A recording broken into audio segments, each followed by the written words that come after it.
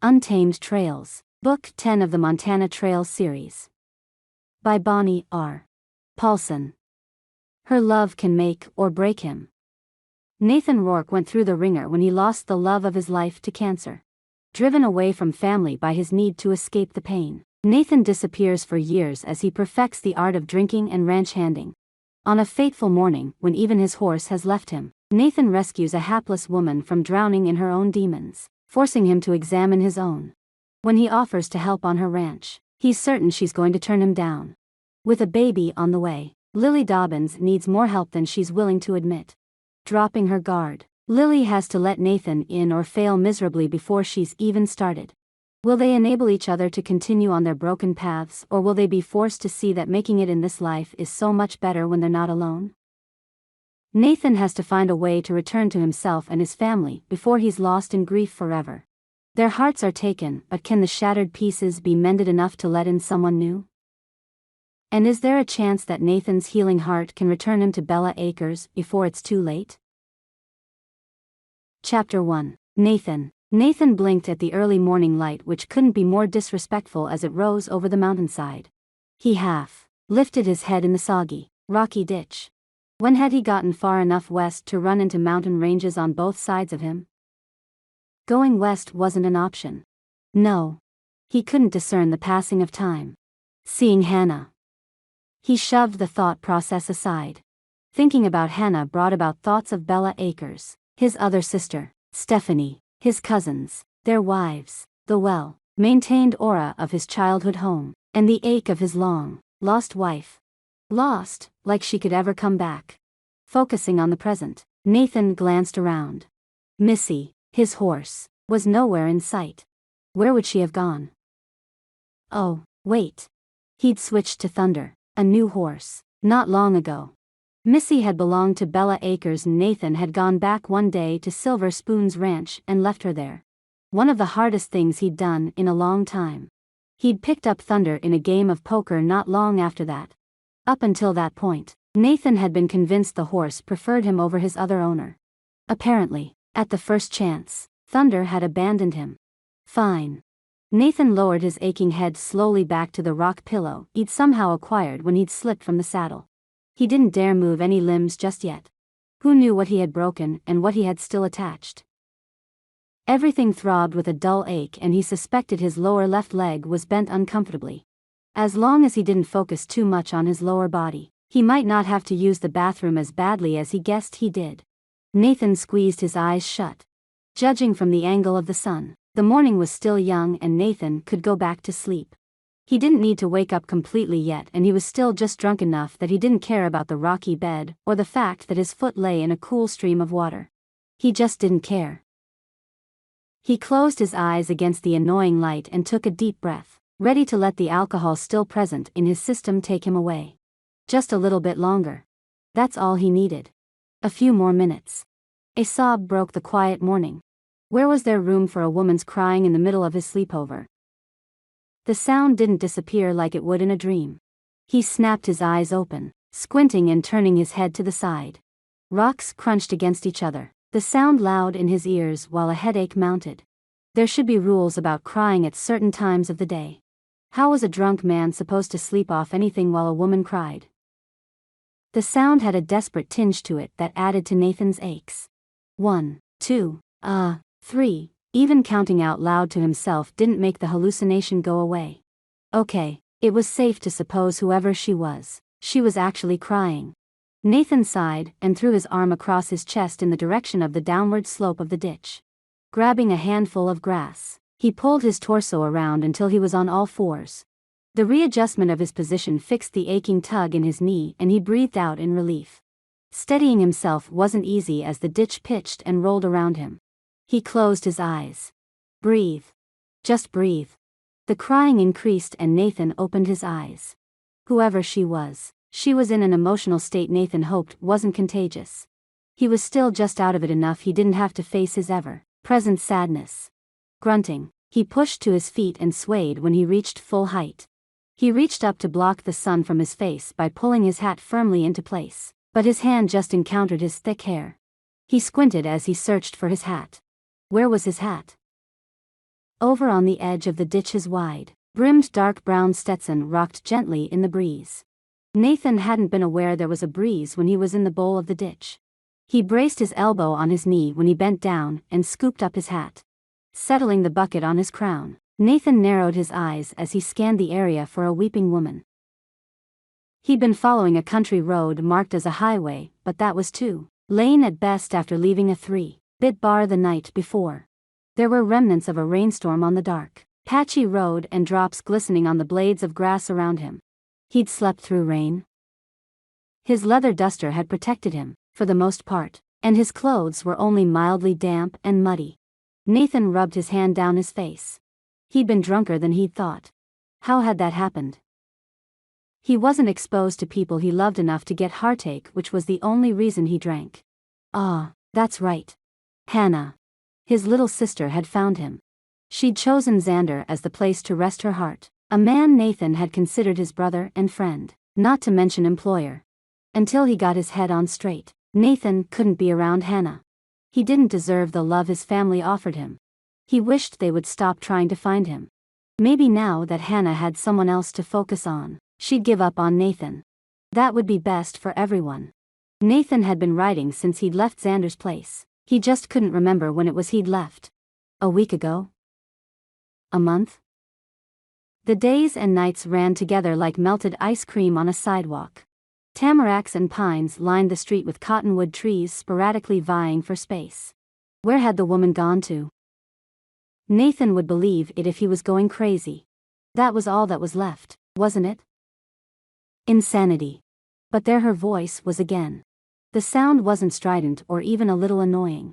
He searched the area but couldn't see any sign of anyone. A bridge about 100 yards down from him caught his attention through the softly waving tree boughs. In the other direction, the road ran in a straight line with only trees and fences around pastures for too long to hide anyone's distress. Nate trudged down the road, toward the bridge.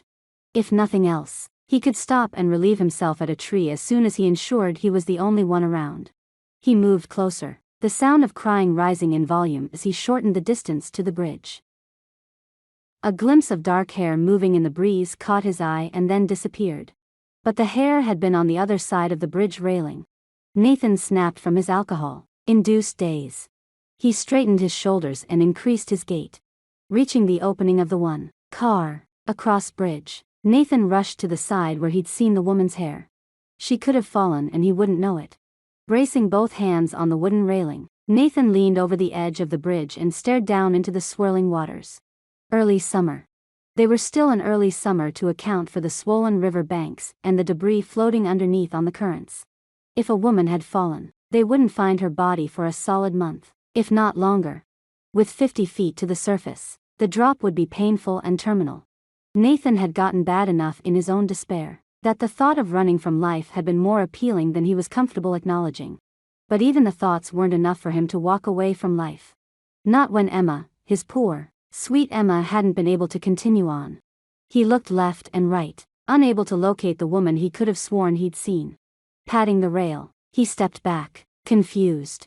How drunk was he? But there it was again. The sobbing. Nathan rushed to the edge again, where he'd been but on the other side of the post. There she was, the dark-haired woman crouched on the protruding support truss which stuck out 2 feet from the edge of the bridge beam. She gripped the wooden fencing with a white-knuckled grip and stared below her into the rushing waters. Wait! Nathan stumbled as he rushed to get around the beam, to see her better. A cream peasant-style top set off the dark, nearly black shade of her locks. She glanced up, startled at him, and then down into the water. Fear mixed with sadness in her expression. No, wait. Please. Nathan lowered his voice, softened it to take the edge off. He wasn't used to speaking with women or anyone outside of a ranch crew or tavern. Emma would be ashamed of him. He was ashamed of him. The woman didn't say anything, just stared down into the water with tension in her forearm as she continued gripping the rail. Ahem, can you come back to this side? I can help you. Nathan reached down with one hand. He could grab her, but he wasn't sure she wouldn't slip from her position before he could get a hold of her. I lost a shoe. Her voice carried softly to him, vastly different in strength from the sounds of her crying. Nathan waved off her concern. That's okay. That shouldn't stop you from climbing back this way. As if she had a lot to think about, the woman waited and then stood abruptly, still gripping the wooden post. She set her jaw and searched the railing of the bridge. Nathan blinked at the sudden appearance of a very pregnant belly as it strained against the confines of her simple thin shirt over jeans. Her dark brown eyes flitted past him down the road and then she jerked her gaze toward the water. Shaking her head, she sniffed. Lowering his voice in tone, but not volume, that river was louder than it looked. Nathan edged closer, jetting his chin in the direction of the water. What's wrong? Startled, the woman looked at him, studied him as if she couldn't tell if he were asking seriously or just because it was something to say. She licked her lower lip and sighed. I can't do this alone anymore. Not on my own. Tears continued seeping down her cheeks in a constant stream like she'd forgotten to turn the faucets off. Nathan glanced down the road and then back at her. Your man left you? He's stupid for doing that, you know. Why else would a pregnant woman be all alone? And Nathan wasn't lying. Based on looks alone, the man who had left her was an imbecile. She had warm rose-tinged beige skin that didn't need makeup, full pink lips and naturally dark lashes to enhance the walnut shade of her eyes. He wasn't interested, but he could recognize beauty when he saw it. She laughed at the same time she sobbed, shaking her head. I wish it was that simple. No, he died, from skin cancer of all things. With her free hand she reached up and wiped at her cheeks, blowing out a whoosh of air as if she'd just run a marathon. As if he'd been punched in the gut. Nathan stepped back a foot or so. He shook his head, eyeing her as if she really had been conjured. Would his cousin stoop that low to set up a woman with a story so similar to his that it ached to hear the words? He pressed a hand to his forehead, squeezing his eyes shut as if he could make her disappear. But he wasn't imagining things. He wasn't. He couldn't be. And his cousins hadn't come for him.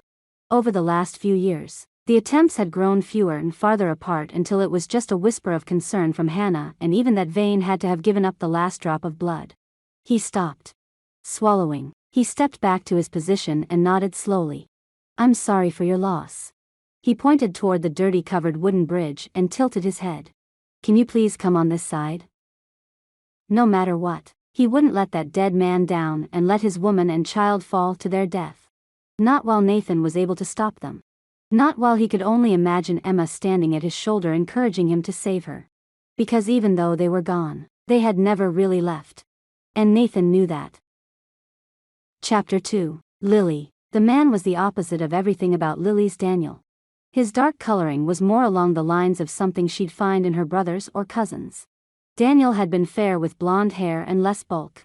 This man had muscles rippling in his forearms and his neck, those she could see from under the collar of his flannel shirt and rolled-up sleeves. His dark hair and intense blue eyes challenged her as if he suspected she was up to no good. Why wouldn't she get caught where she was? Of course, it looked like she was jumping. Or trying to. She had hoped no one would see her out there. Her spot. When she and Daniel had gotten into a fight or she just needed some alone time, Lily had escaped to the bridge and sat on the support beam with her legs dangling above the moody water while she just soaked in the private time. She hadn't had a moment to herself or even had time to just go and sit and think in a long time, certainly not since she'd found out she was pregnant. Unable to face the responsibilities of the homestead that morning, Lily had thrown on her slip-on shoes, slid into her small truck, and made her way to the bridge. Rubbing along the edges of her stomach, which seemed to always be sore anymore, she'd narrowed her gaze at the height of the railing. Had it gotten taller since she'd been there last? But that wasn't possible. Not everything had to change, just because she was. Climbing over the railing had been a pure act of stubbornness, and lowering herself to the support beam had been a simple act of faith. When her shoe had slipped off her foot, she'd realized just what exactly she was doing. She wasn't the slim, agile woman she'd been only a few months ago. Instead, she couldn't even come to her favorite spot to think about what she was going to do. She didn't have the energy anymore to work on the ranch, to clean her house, or even to take a daily shower. Lily had to face it. Her exhaustion stemmed from so much, but she had a feeling depression was playing a huge part in her state of mind. She was getting desperate. She didn't know what to do. Her options were few and far between. She was alone, and if she got off that bridge, she would have to go back to a ranch that she couldn't stay on top of and bills that she didn't know how to pay.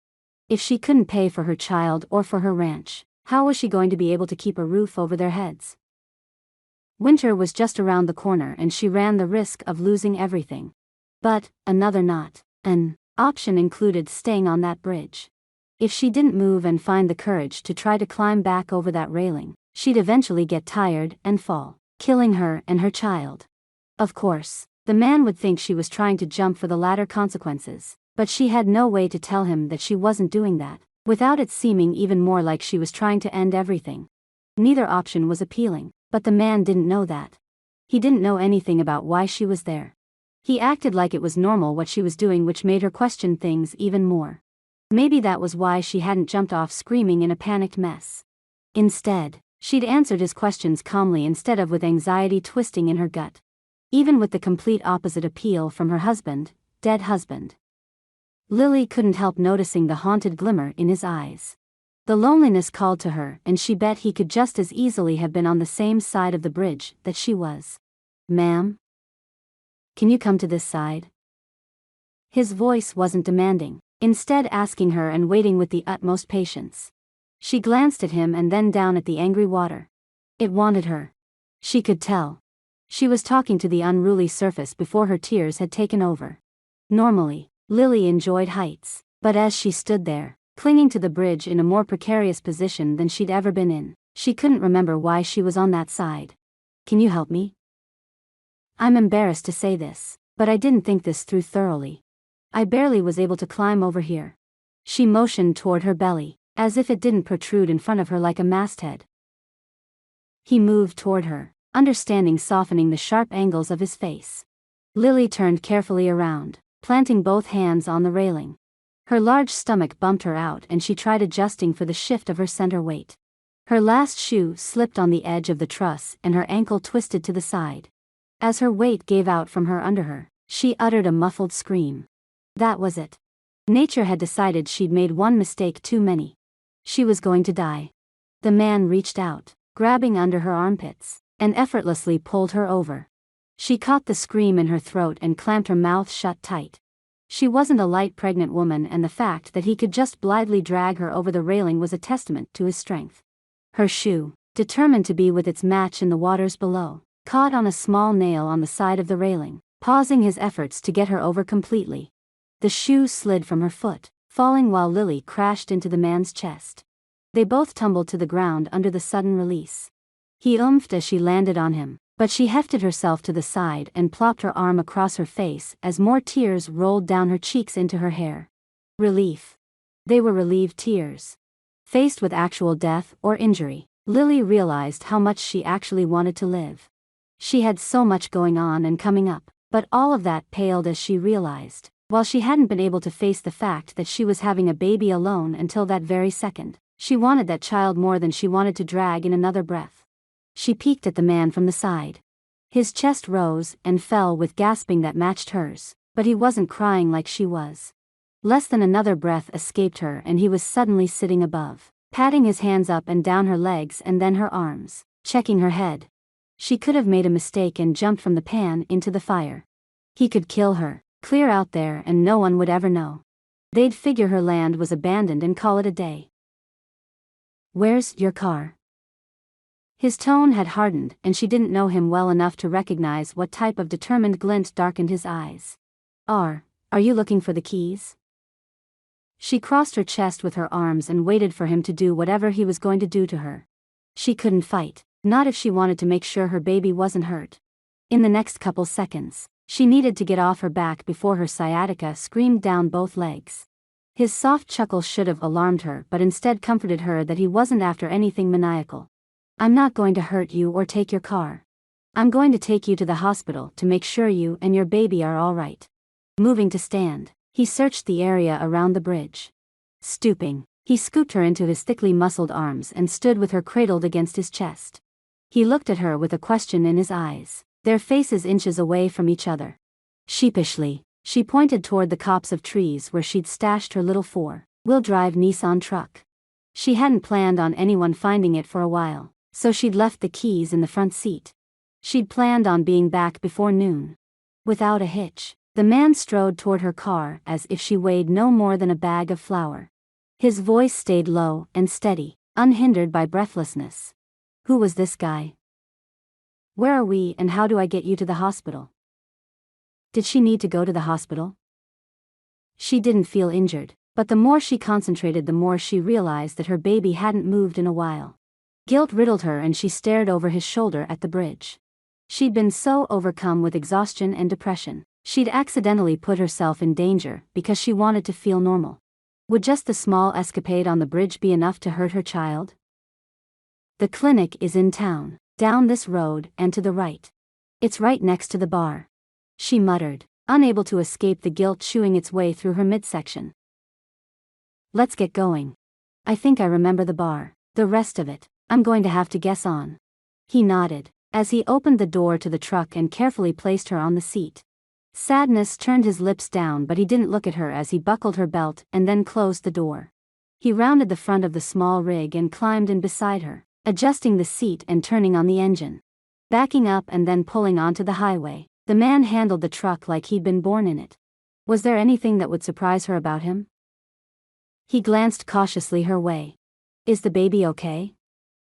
She held her breath and shrugged, suddenly sadder than she'd been in a long time. Are you okay? He reached over and patted her shoulder as the distance between them wasn't far in the short bench-style seat. No. I mean yes. But what is wrong with me? Lily stared at her hands twisted together in her lap. Shame flooded her and she couldn't speak. Why couldn't she be stronger? Why was she so weak? It didn't matter what he thought of her. She could have just as well been trying to jump for all the thinking she'd put into going to the bridge.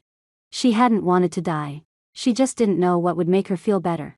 She didn't blame him for thinking the worst about her. Lily was having a hard time believing anything but the worst about herself as well. The man cleared his throat. I'm Nathan Rourke. What's your name? Lily blinked at the sudden change in topic. He should have listed out all of the sins she'd just tried committing. Killing herself and her child weren't things that the Lord would forgive easily, at least he shouldn't. Why would this stranger, this Nathan Rourke, look past them? She cast her eyes to the side and then downward again. Lily Dobbins. Her whisper made its way to Nathan, even as she closed her eyes. Now he had a name to go with the shameful face. She had to get over it. He wouldn't be around long enough to worry about what he thought of her. She didn't have to try to explain anything. He was a good Samaritan and that was all. She just had to figure out a way to stop getting distracted by the muscles. All the muscles. Nice to meet you, Lily Dobbins. The way he said her name made everything they'd just gone through sound like they'd met at the market. Like it was okay, normal even. Lily could do with a little bit of normal in her life. Chapter 3. Nathan, while we're looking over Mrs. Dobbins. Sir, could you reiterate for me once more what the reason is for bringing her in? The intake nurse eyed Nathan with distrust. Owed a new person in town. Nathan didn't blame the woman. He couldn't look trustworthy since he'd spent the night in a ditch and hadn't been protected from the elements in days. Lily, or Mrs. Dobbins, smiled nervously beside him as she finished filling out the paperwork. Nathan wasn't perturbed. He answered smoothly. Of course. I saw the patient walking along the roadside. I pulled up alongside her and asked what was wrong. She said she was looking for her dog and had gotten too far. He leaned forward. I would have suspected alcohol, but you can imagine why I didn't. He nodded toward the more than obvious stomach sitting on Lily's lap. Rather than quiz her on why she thought it was okay to be out walking in her state, I brought her straight here. She must have lost her shoes looking for her sweet dog. A blush tinged Lily's cheeks pink, but she didn't look up. She finished scribbling and handed the papers to the receptionist, who watched Nathan with wide eyes. The woman claimed the clipboard with the papers and spun on her heel, walking swiftly back to the reception desk. Nathan leaned over, more than aware that he was less than clean in a very clean environment. I have no idea what their problem is, but I'm betting it's small-town paranoia with more than a large side of curiosity. He patted her hand, ignoring the tingle of awareness at the contact. Don't let them bully you. That's Mirabelle. She would be the town gossip, but that role is held in very high esteem by the office manager you met when you carried me in here. You should have let me walk. Lily admonished him to the side. She smiled tightly, watching the office workers as they circled her like vultures looking for information. A different nurse with a slightly friendlier disposition pushed open a door and smiled sweetly. Lily Dobbins? Lily turned back to Nathan. You'll wait, right? She studied his face as if he were her only friend in the world. Of course. It's your truck. He nodded toward the door. Get going. She responded to reassurances like a horse to patting. Lily nodded and lifted her chin as she turned toward the waiting nurse. Nathan would wait. What else did he have to do? Plus, he had to make sure she was okay. He didn't want to see something happen to her when he'd pulled her from the air. His hands shook as he remembered how close he'd come to missing her. He'd reached for her as she'd slipped backward. Thankfully, he'd stopped himself from backing up too far. Nathan didn't think he could handle it if he'd lost her. For a pregnant woman, she didn't have much weight to her. He'd expected her to be heavier as he'd pulled her over, but he should have learned a long time ago that assumptions were worse than lies. A few hours passed and his stomach growled, reminding him he'd skipped breakfast and lunch. How long had he been in there? There was a conspicuous absence of any clocks in the waiting room, as if they wanted the people waiting to get stuck in some kind of time loop. If the sunlight square shifting across the floor from the window hadn't moved, Nathan would have suspected that time had stood still. He yawned, wiping his hands down his face and leaning back. Crossing his ankles, he folded his arms over his waist and stared at the continually whispering office staff. They had dressed in the same bright pink and blue scrubs with their graying hair done up in twists. He couldn't tell them apart and he didn't really care to try. Another length of time passed and he leaned forward, resting his elbows on his knees and lacing his fingers together. No one else had come into the clinic since they'd walked in that morning. Of course, it had to be afternoon by then, but Nathan had no way to tell. The door opened and Lily rolled her eyes as she headed toward him. A bag of pamphlets in one hand and the other gracefully positioned along the lower lines of her stomach. She walked with the leaning Tower of Pisa look while she leaned back as if taking pressure off her lower spine and hips. Nathan ignored the women at the front and stood, moving to stand beside her and walk with her out to the truck. He scooped her into his arms and tilted his head when she gave him an embarrassed, questioning look. You don't have shoes on. How are you? Is the baby okay? She sighed, lifting tired eyes to his face as he pushed open the door with his back and turned with her in his arms. Yes, the baby is fine. They suspect I'm a little agitated and gave me clinic slippers. They asked me multiple times if I was being coerced by you. She shook her head and laughed as she allowed him to settle her into the seat in the front of the cab. I never realized just how protective of their own a small town really is. Nathan shook his head, closing the door softly on his words. You have no idea. Putting her in the truck reminded him of time he spent with Emma. He didn't want to remember that. He couldn't right then. He didn't have access to enough alcohol to make that trip down memory lane. Sliding into the driver's seat, he buckled up and started the engine. Okay, now you need to tell me where you live. I'm on Dobbins Lane. Back down the road and past the bridge about a mile or two. You can't miss it. Blue road sign. She set the bag on the seat beside her and spread her knees apart in an attempt to get comfortable. Following her directions, Nathan followed the fairly empty highway back out the way they'd come in. I know the baby is okay and that's good, but are you okay? He glanced at her as if all of the answers he sought would be written on her cheek or on the tender skin of her forearm. Yes. I'll be fine, thanks. She smiled, but stopped it from growing into a grin. As he drove the truck, Nathan didn't want Lily to freak out, but he was starting to have a hard time focusing. His hangover was coming on hard and with no fluids or food to tide him over, his vision was crossing. The sooner he could get some water and relax a bit the better they'd both be. He needed to stay awake and he also had to satiate his dying curiosity. Shifting on the seat, he glanced out the window, then over at Lily. When did your husband die? She put her other hand around her stomach like she cradled the child where it lay. He died, about 5 months ago, actually just about a week before I found out about being pregnant. The stress of taking care of him, I just didn't think it was possible. She blinked back tears. I didn't even get to tell him, you know. That's been the hardest part of this. I got to say goodbye, so it's not like it was a fast and sudden death, like a car accident or anything, but I didn't get to tell him about this. When are you due? Nathan glanced at the roundness of her abdomen. She was larger than he remembered seeing his mom when she was pregnant with Hannah. She laughed derisively. 4 weeks.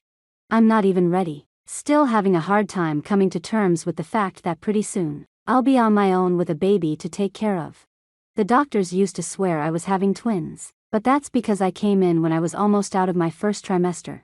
They just humored me. Can you imagine? Twins. She looked around as they approached the bridge. Where is your truck or, I guess, your car? I don't have one.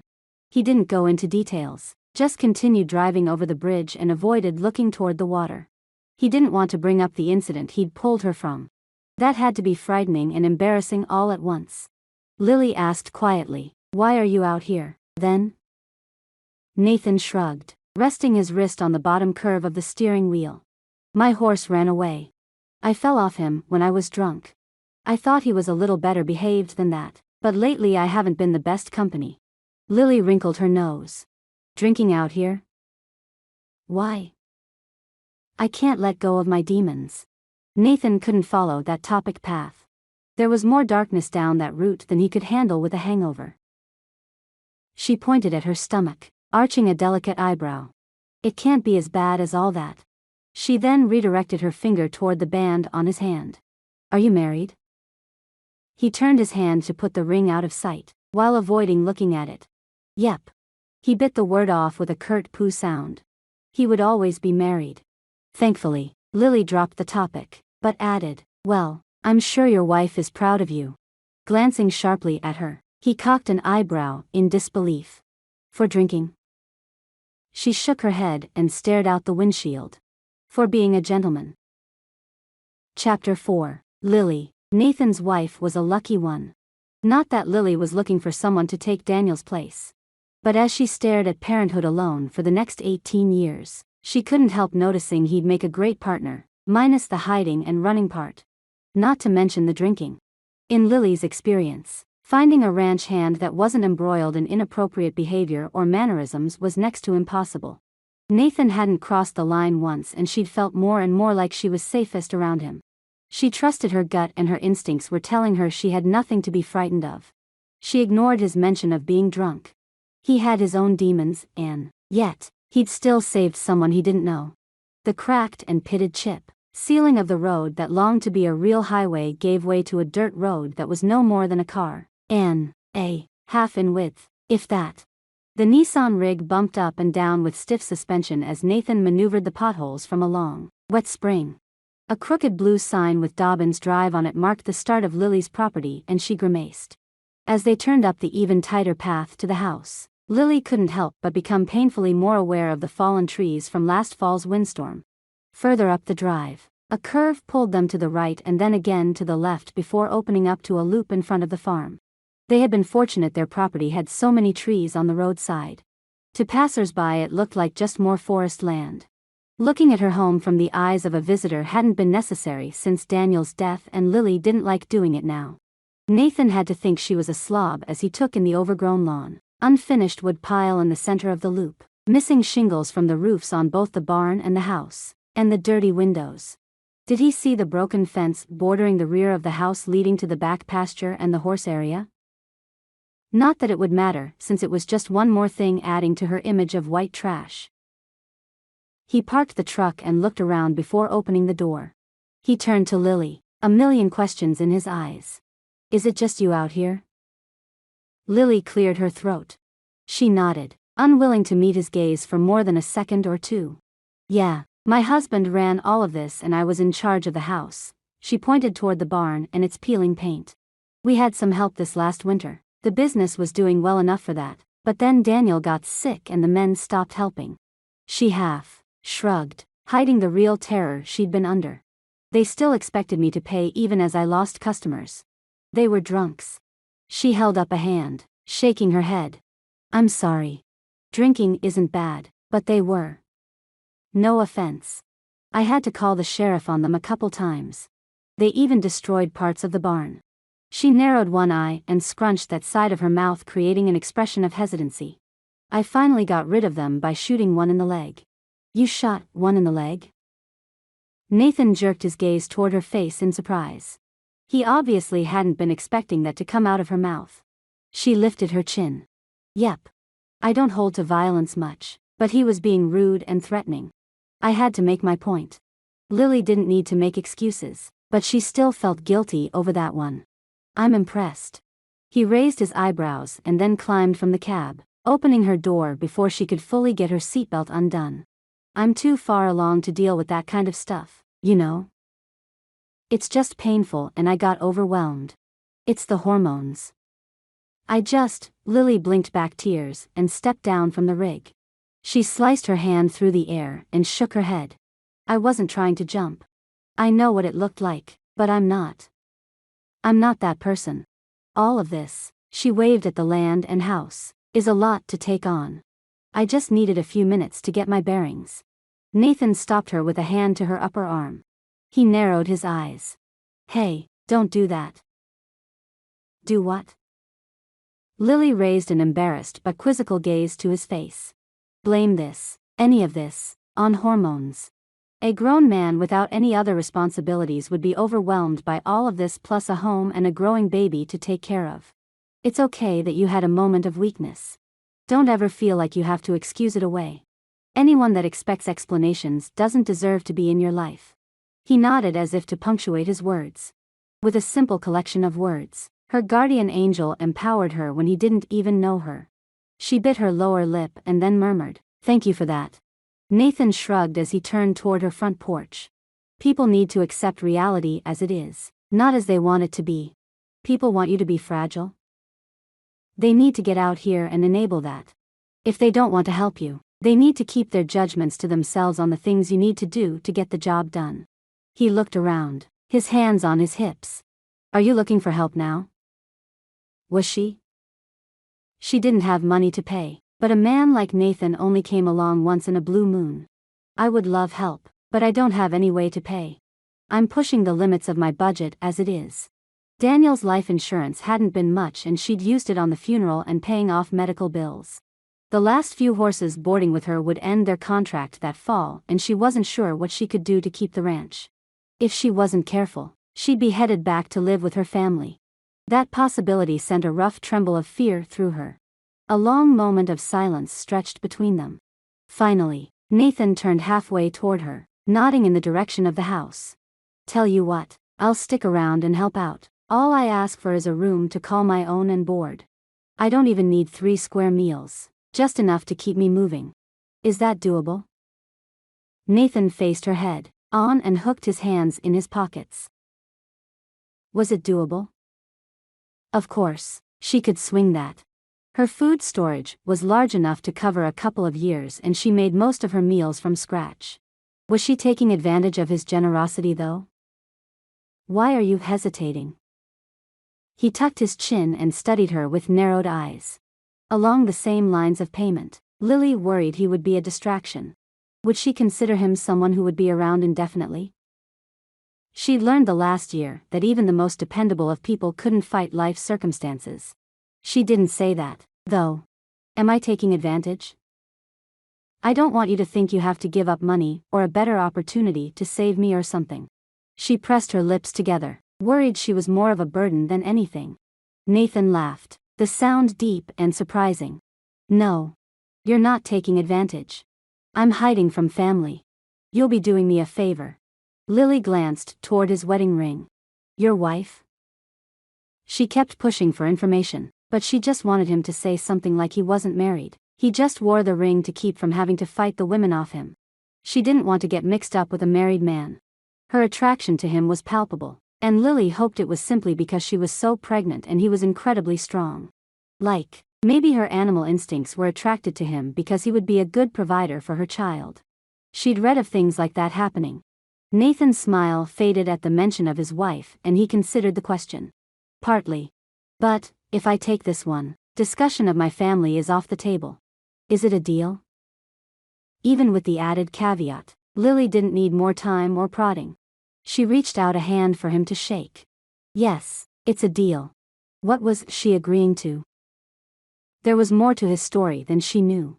What kind of a man hid from his wife and family? The kind that saved pregnant women from falling off bridges. Chapter 5. Nathan. Lily clearly needed help, and since Nathan had nowhere to go and no horse to ride away on, he considered the opportunity a boon. He didn't need money. Over the years, he'd saved the cash he made as a hand since Drake's purchase of Bella Acres had paid everything off. Plus, Nathan was coming to a point where he had no idea what he was doing with his life. Seeing Lily on that bridge had forced him to look hard at himself, and he didn't like what he saw. The woman was still fighting, even after she'd been so thwarted by life's circumstances. How bad had it gotten for her? Judging by the way things looked on the outside of her home, things had gotten worse than she could have described. She was proactive, she was trying to do something. True, it was destructive, but Nathan didn't think she had really thought things through. Rash decisions were par for the course for pregnancies, or so he'd been told. At least she wasn't drinking herself to death like someone he knew. Ahem. Nathan had lost Emma a few years back, and he just tried to numb himself to the loss. Would he do what Lily worked to deny without the drinking? He lifted his chin in the direction of the house. Go inside and get some rest. I'll get started out here.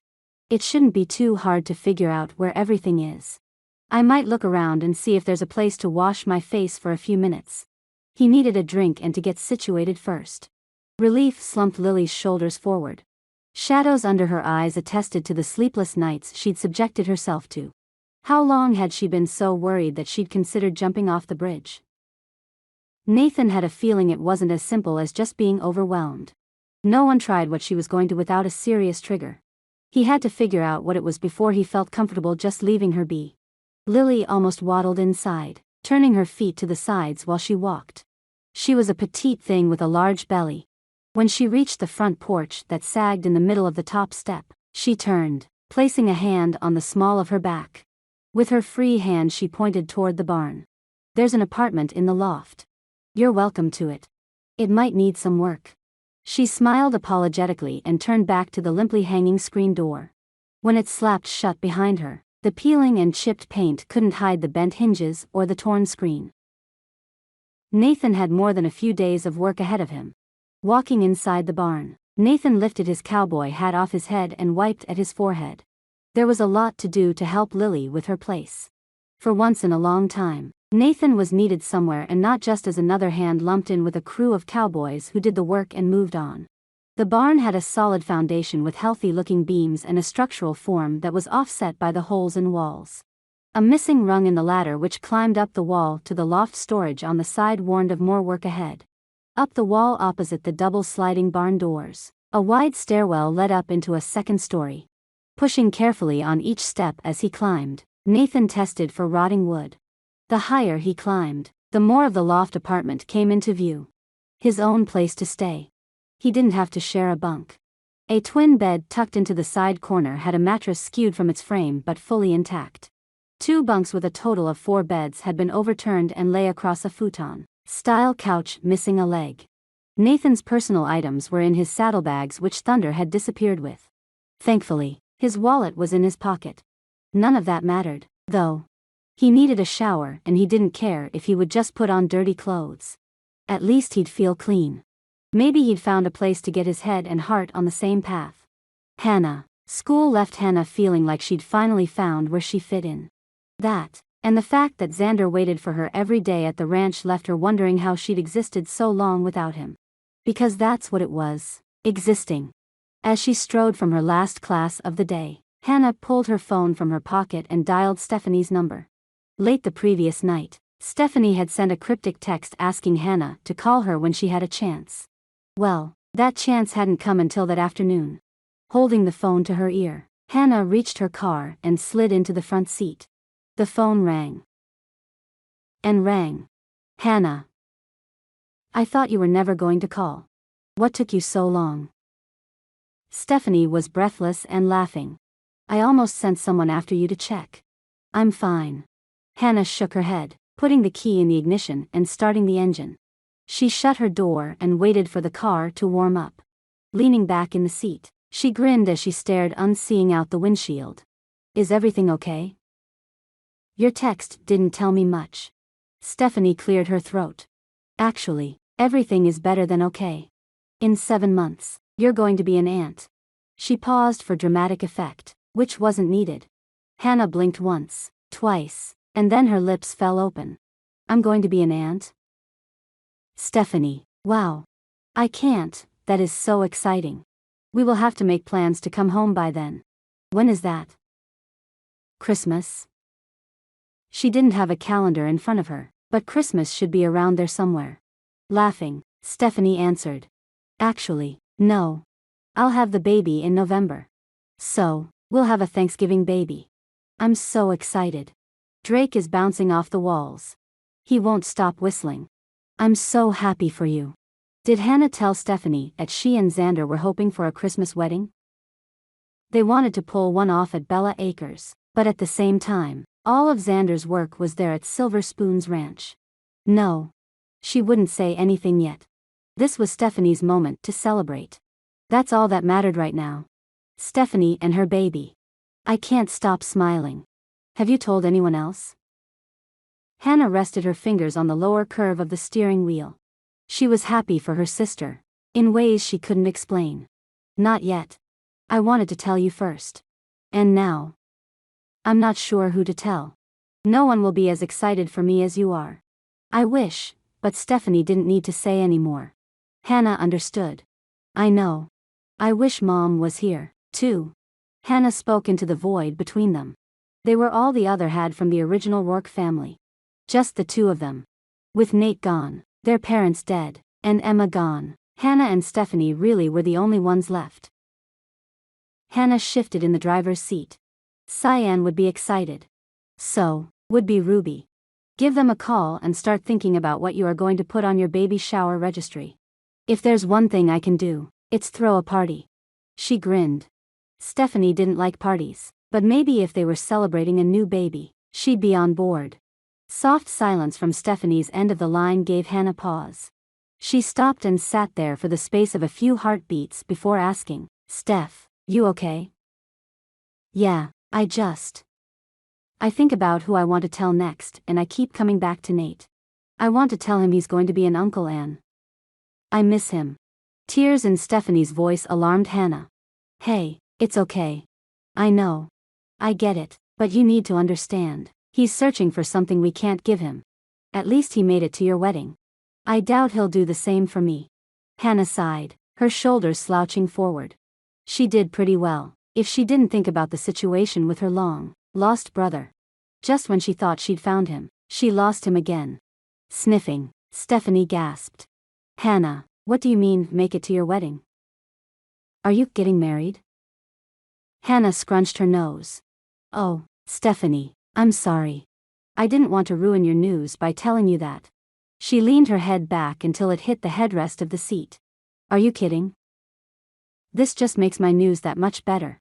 One more thing to tell Nate when he comes back. Stephanie's suddenly chipper tone confused Hannah. I don't understand. You still think he's coming back? Hannah had seen Nate. She'd seen the devils in his eyes as he'd run from her and everything she offered him. He'd left, and while Hannah didn't blame him, she also didn't know how to forgive him for turning his back on the entire Montana Trails family. Yeah, I think he'll come around. I think he'll figure out what we mean to him and how much he means to us, and he'll be back. I have to believe that, Hannah. A slight tinge of desperation underscored Stephanie's words. In complete agreement, Hannah nodded. She understood. How long had she chased her brother? Longer than she'd let herself grieve for his loss. Because after everyone else she'd lost in her life, she couldn't accept that she'd lost him, too. Not yet. She couldn't give up yet. Chapter 6. Lily. Lily closed the front door behind her, wincing at the creaking hinges and the hesitant click when the door engaged with its latch. She tried not to see the dishes piling over in the sink like people rushing from a sinking ship. Or that her cupboard doors hung open with the abandon of a dancer, empty and uncaring. She didn't want to absorb the grit beneath her feet or the fact that she hadn't seen the tops of her counter or table in months. She couldn't. Because admitting that she'd failed when her husband was alive and then after he'd died was more than she could handle right then. She hadn't ignored the aches and pains in her body when she had so much to do. Instead, she'd given in and rested when the morning sickness shifted to fatigue and constant hunger.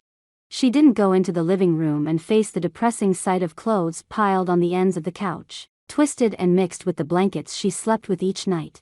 Had she gotten lucky with Nathan? Of course, she had. But how had something good come from her fleeing to the bridge? Of course, she wasn't at the bridge to jump, but looking back, she believed the simplicity of the entire situation was less stressful than facing everything else.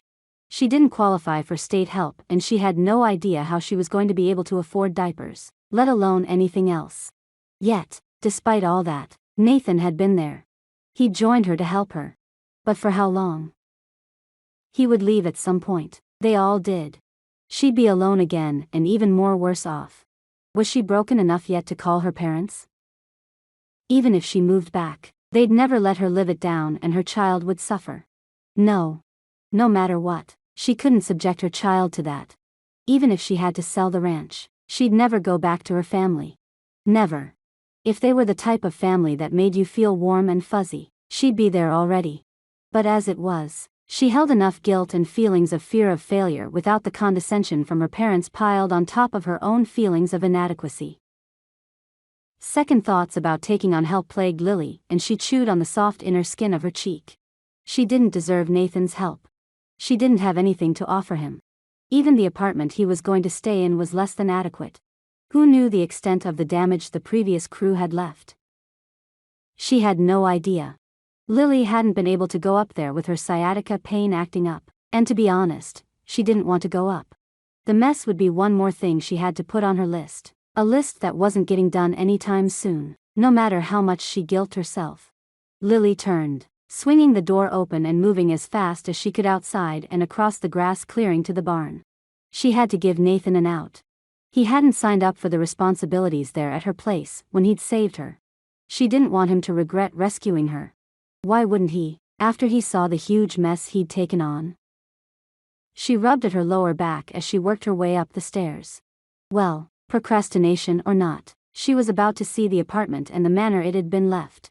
Stopping every few feet, she rubbed at the pain on her side and tried to keep perspective that her belly was bigger than it had ever been. Her back wasn't used to it. Even her practical self-reminder wasn't enough to make bearing the pain easier. The last couple steps seemed the hardest, but she made them, huffing and gripping the railing with determination. How was she supposed to get back down? Looking up from the steps, Lily jolted to the side. She struggled to avert her gaze, but the sight of Nathan without his shirt on brought a stinging heat to her cheeks and a sincere desire to look away. He really was riddled with muscles and what looked like scars and bruises. A set of pokes and scrapes rode along the high parts of the back of his shoulders like he'd rolled across a bed of rocks. Lily covered her mouth and rolled her eyes to the side, clearing her throat. She dropped her hand and struggled not to smile in embarrassment. Excuse me. Oh, no, excuse me. I'm sorry, I needed a shower. Nathan's flustered tone brought Lily's gaze back to his flushed face. He dragged on a white t-shirt, his muscles rippling as he moved. I hope you don't mind. Is this where you were thinking I could stay? Yes, not at all, I mean, she pressed her lips together, folded her hands, and then stepped forward, tucking her chin. Are you sure you want to do this? The entire place is a dump. I should probably burn it and start from scratch. She said the last part with a half-laugh, but she didn't know what to do and that seemed the most likely option. If you want me to go, that's fine. He tilted his head to the side. But if you could use the help, I'm not due anywhere for a while and I'd love to be needed, even if it's only for a short spell. Lily was desperate for help, but her pride fought her on seeing the aid she needed. She squashed her pride under her fear of being alone and trying to do anything that loomed ahead of her on her own. If you're hungry, I'll have dinner on in an hour. My place really is bad, so we need to eat outside, for now. Thankfully, it's warm out. She smiled shyly, still ashamed she'd been caught staring at his chest. I'm sure it's fine. He watched her with a curiosity she hadn't seen in a while. She wasn't kidding, and he didn't need to know that. Lily would just make sure Nathan didn't see the mess inside her home. Darn it, Lily didn't need to see the mess inside either. Chapter 7. Nathan. Lily left, leaving Nathan feeling slight bereft. He couldn't remember the last time he'd cared when a meal was, or even that he hadn't been dressed appropriately for company. She was newly widowed. Hopefully, she didn't think he'd been coming on to her. That was the last thing he needed for his new boss. A surge of renewed energy flooded through him. He ignored the remnants of the hangover struggling to take over. He didn't need to focus on drinking for a bit. He had some things to take care of for Lily, and he had to get started. Cleaning the apartment was more of a necessity than anything else. His flannel wasn't clean enough to put on a second time. Digging through the closets and dresser drawers, Nathan emerged triumphant with a musty gray and red flannel that was a size too big for him and a couple jeans that looked like they would fit with some extra room in the waist. He wasn't too proud. Clean clothes were exactly what he was looking for. Until he got a chance to head into town, the substitute clothing would work fine. Changed and ready to work, Nathan clapped the dust from his hands as he surveyed the lower level of the barn. He took a deep breath and nodded. He had his work cut out for him, but that was exactly what he needed: distraction and fatigue from helping someone else. Organizing tools inside the barn took some effort, but finally Nathan had the majority of them separated out into two distinct categories: usable and needed fixing. The pile that needed repairs was 3 times the size of the other usable one. As he moved things around and then took care of the ones he could use, Nathan realized he hadn't even scratched the surface of what needed to be done. He'd need to talk with her about a budget or some way to prioritize the projects. If she needed roof repairs, those would need to be done first. Then siding, and so on. A soft whistle sounded from across the way, outside of the barn. Nathan turned, more than ready to take a break from the work that grew exponentially the more he did. Leaving the barn, Nathan glanced curiously toward the house to find Lily had set up a small table on the porch. He climbed the steps and smiled as he claimed a seat where she indicated. Wow, this looks amazing. He hadn't had spaghetti, salad, and French bread in a long time. Mostly, ranches loaded their crew up on meat and potato-style dinners, the kind that stick to your ribs, flavor optional. Nathan scooted forward in the lawn chair he'd taken. Lily took the seat across from him and smiled as she lifted her fork. Her eyes were a soft blue, and there was something lonely Nathan recognized in the subtle angle to her lips. He didn't wait to see if she said grace or anything like that. All he could focus on was the empty rumbling in his stomach that he'd been successfully ignoring until that point. Using his fork, Nathan devoured half his plate before he realized Lily watched him. Jerking upright, Nathan blinked. He swallowed and used the napkin at the side of the plate to wipe his mouth. "Excuse me. It's very good. I haven't had a home-cooked meal like this in ages." "Thank you." He inclined his head and then forced himself to go at a more sedate pace. Lily ate more daintily, but the amount of food wasn't more or less, and Nathan found it refreshing that she ate with an appetite. Would that change once she had a baby? In between bites, Lily arched an eyebrow. "Why are you running from family?" She laughed and then rushed to add, "I know we agreed it wouldn't be a topic option. I don't mean to be blunt. I'm sorry. I don't know anything about you." Her curiosity got the better of her and she peeked at him through long, dark lashes while she picked at the pile of pasta noodles with her fork. Nathan considered her question. He wasn't running. Was he? After a moment, he answered slowly. "It's okay. I'm not sure I'm running. I'm not sure what I'm doing." He caved to the tightness in his chest. "If it's all right with you, I would just as soon not discuss it." And yet, even though he'd said he didn't want to, he couldn't help admitting that he really did want to talk about the turmoil in his world. Lily was enough of a temporary fixture in his life that maybe he could tell her. Maybe she was the one to talk to. He had his head on straight enough that he could acknowledge that she might be the one he could talk to at some point, but not yet. Quietly, Lily nodded in understanding. "I get it. My family never liked Daniel, my husband. I'm from the city." She sighed, looking around at the trees and the landscape. "But I loved him. So much. We moved out here and, when he died, well, let's just say they didn't come to the funeral, but told me to return home. I told my mother I'm not a lap dog and I don't just come when I'm called. She fell silent, staring at her plate. After a second of quiet, she looked up and lifted her shoulder in a semblance of a shrug. His family doesn't like me either. I'm from the city. Either way I lose, right? Her rueful laugh held more sadness than anything else. Nathan didn't know what he could say that would contribute or help with her obvious pain. He claimed a bite of spaghetti and ran the buttery edge of his bread through the garlicky sauce. Lily took his silence as if he'd listen. The funny thing?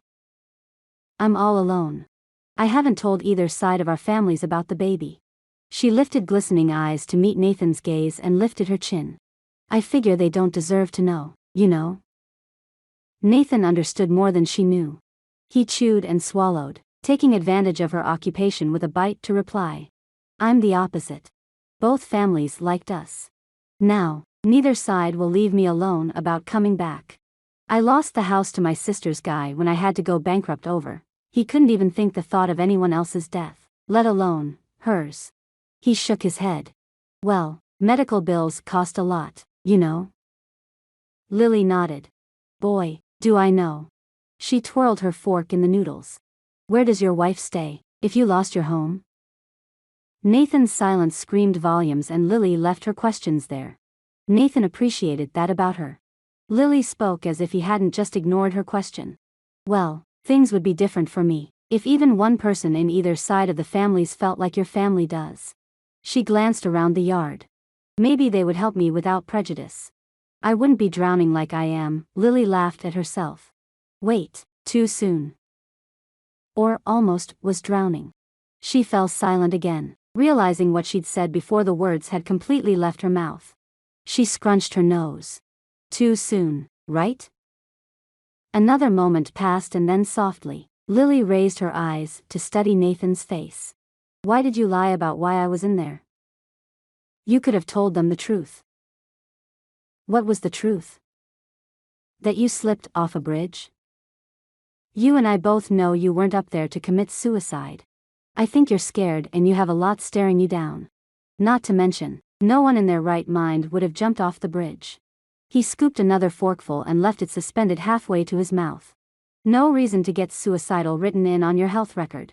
Who needed labels and the limitations that came with them? Certainly not Nathan.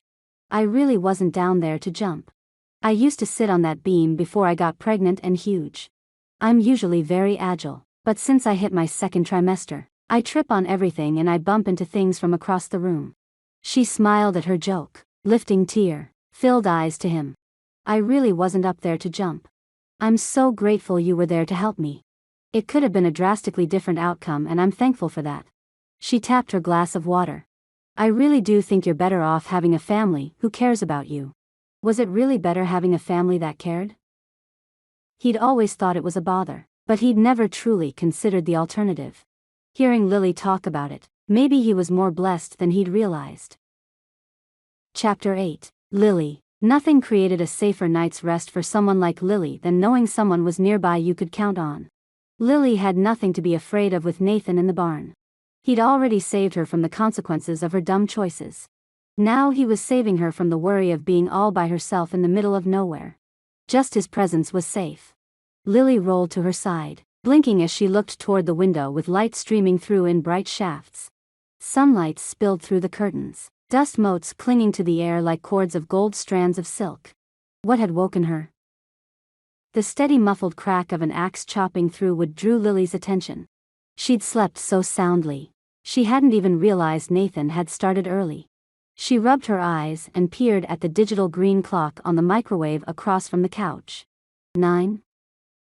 How had she slept until 9? She jerked upright, throwing the blanket from her. Sitting up too fast made her lightheaded. She slowed down, rubbing her eyes and getting ready to speed through her morning rituals. Her lower back ached but not as badly as normal. A good night's rest had been what she needed to see things in a different perspective. She put on a pot of coffee, searching for some mugs that hadn't been dirted as much as the rest and washed them thoroughly. She pushed stray strands of her dark hair back from her face. He probably thought she was lazy after seeing the state her property was in and then she slept in and didn't even have breakfast ready for him. Taking a deep breath, Lily shook her head. She had to get in her head he was there to help. She shouldn't care what he thought. But as she stepped outside, she couldn't help but pick the side of her cuticle as her heart rate picked up. Those days the slightest increase in pulse speed was enough to cause lightheadedness, but she didn't faint. Yay, her. The morning sun hadn't burned off the dew or the slight chill in the air. She wrapped her arms around her waist and rolled her shoulders forward to fight off the lower temperature. Nathan swung the axe above his head and then straight down into the center of the log, splitting it in two. He then took the two halves, which were a more manageable size, and tossed them onto the pile he had stacked beside him. Lily waited until he paused between logs to wipe his brow before calling out, "I'm sorry to sleep in. I'll have breakfast and coffee ready for you in a moment." He turned toward her, his expression hiding what he was thinking. Inclining his head, he adjusted his grip on the axe and swung it down on the log he'd pushed in place. The steady movement continued as he found his rhythm and didn't abandon it. In minutes, he'd multiplied the pile beside him. After he'd worked steadily for some time, he set the axe to the side and faced the mound of logs, a determined straightening to his shoulders. Bending and tossing, Nathan stacked the wood in a new makeshift lean, to Lily hadn't put up and she knew no one else had either. Barefoot, she crossed the rocky drive to the center loop and curled her toes in the cool grass. Jerking her thumb over her shoulder, she half swiveled as she spoke. "We usually stack the wood by the house." Glancing toward the direction of where they usually kept the wood, Lily blinked. Where had the wood area gone? Daniel had kept a makeshift lean-to against the house for a couple cords of wood. As he'd gotten too sick to refill it and the men had been driven off, Lily had run out and had been forced to scavenge for wood. She would try to take logs from the pile in the center island of the drive, but they were too big to manage properly in the fireplace. A lot of the time, she'd been forced to settle for whatever would burn and just dress much warmer than normal. The summer heat couldn't come soon enough. Nathan paused, breathing more quickly. "Yeah, I found it by the brick chimney. That's where this lean-to came from. It wasn't safe there. It's better to keep the wood away from the house because it's a fire hazard. With the little one on the way, I'm sure you don't want any more danger than is absolutely necessary." He eyed her as he adjusted the work gloves he wore. "I hope it's okay. I'll build a wood box to sit beside the front door and that will be easy to keep full. You just need at least 10 cords to be a good storage for the winter." 10 cords? Lily didn't remember having more than 3 at any given point over the few years with Daniel. He was always focused on growing the horse stabling business and not on getting things ready for the following winter.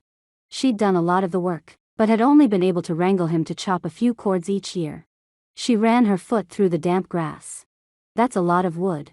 My husband only ever did 3 cords a year. Do you really think I need that much?" She just didn't want Nathan to be stuck doing all the wood. She felt like she was imposing on him and that bothered her more than she wanted to say. Nathan stopped stacking again and stood, studying her with his intensely blue eyes. "Not to sound rude, Lily, but did you have enough wood this last winter?" "It wasn't even a longer than normal winter." He nodded toward the house. "I saw where y'all kept the wood and I couldn't find any remnants of bark chunks. My bet is, your husband was in bed sick and you had to go out and find wood to burn, am I right?" Lily's cheeks were on fire and she nodded embarrassedly, blinking back shame-filled tears. Stepping toward her, Nathan softened his tone.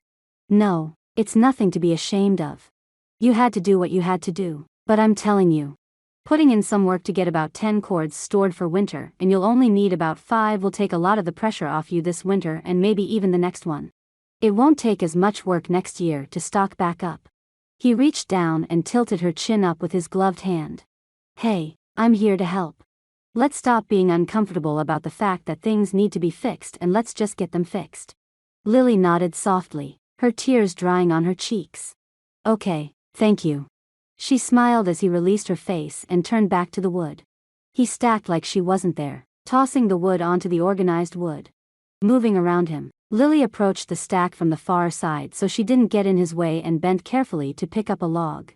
She carried it to the lean-to and placed it on the stack, then went back. Nathan stopped and watched her, his mouth slack. "What are you doing?" She twisted her jaw to the side. "I'm helping." He shook his head. Nope. You're not. Not as close to the end like you are. If you want to help, coffee sounds great. He ended on a smile and shook his head again like he knew she was tempted to push it. After a second, she nodded slowly. Okay. I'll be back. He didn't really acknowledge her as he headed back into the wood with a vengeance. Lily glanced back at him and his intense focus as she walked carefully back to the house. He worked with a fierceness she didn't recognize and she longed to understand. Breakfast cooked quickly and in no time, she carried a tray out to him laden with eggs, toast, bacon, and coffee. Her wood supply might not be shored up, but her food storage was massive. She'd learned when she was young not to be without a month or two of food at any given time. She'd taken it a bit further and stocked up with almost a year's worth, then more. Nathan groaned in happiness when he saw her. Setting aside the axe he'd picked back up, he claimed a seat on the splitting log and took the tray from her with a breathless thank you. After sipping his coffee, he looked up at her empty hands. He stood quickly. Where's yours? I'm not eating by myself, am I? Oh, I have to go get mine. Did you want to eat here or go back to the table? There weren't many options that far from the house for Lily to sit on and she wouldn't be able to put the tray on her lap since her stomach took most of her upper thigh space. Nathan motioned toward the house with his head and waited for her to lead the way. He set his tray on the table and picked up his cup while he waited. Lily ducked back inside the house, grabbing her plate and water before returning back to sit beside him. Did you sleep okay in the loft? Lily didn't know how to apologize for sleeping in that morning. She wanted to make things easier on him, but didn't know how. He nodded, gazing at the wood with a look of distraction.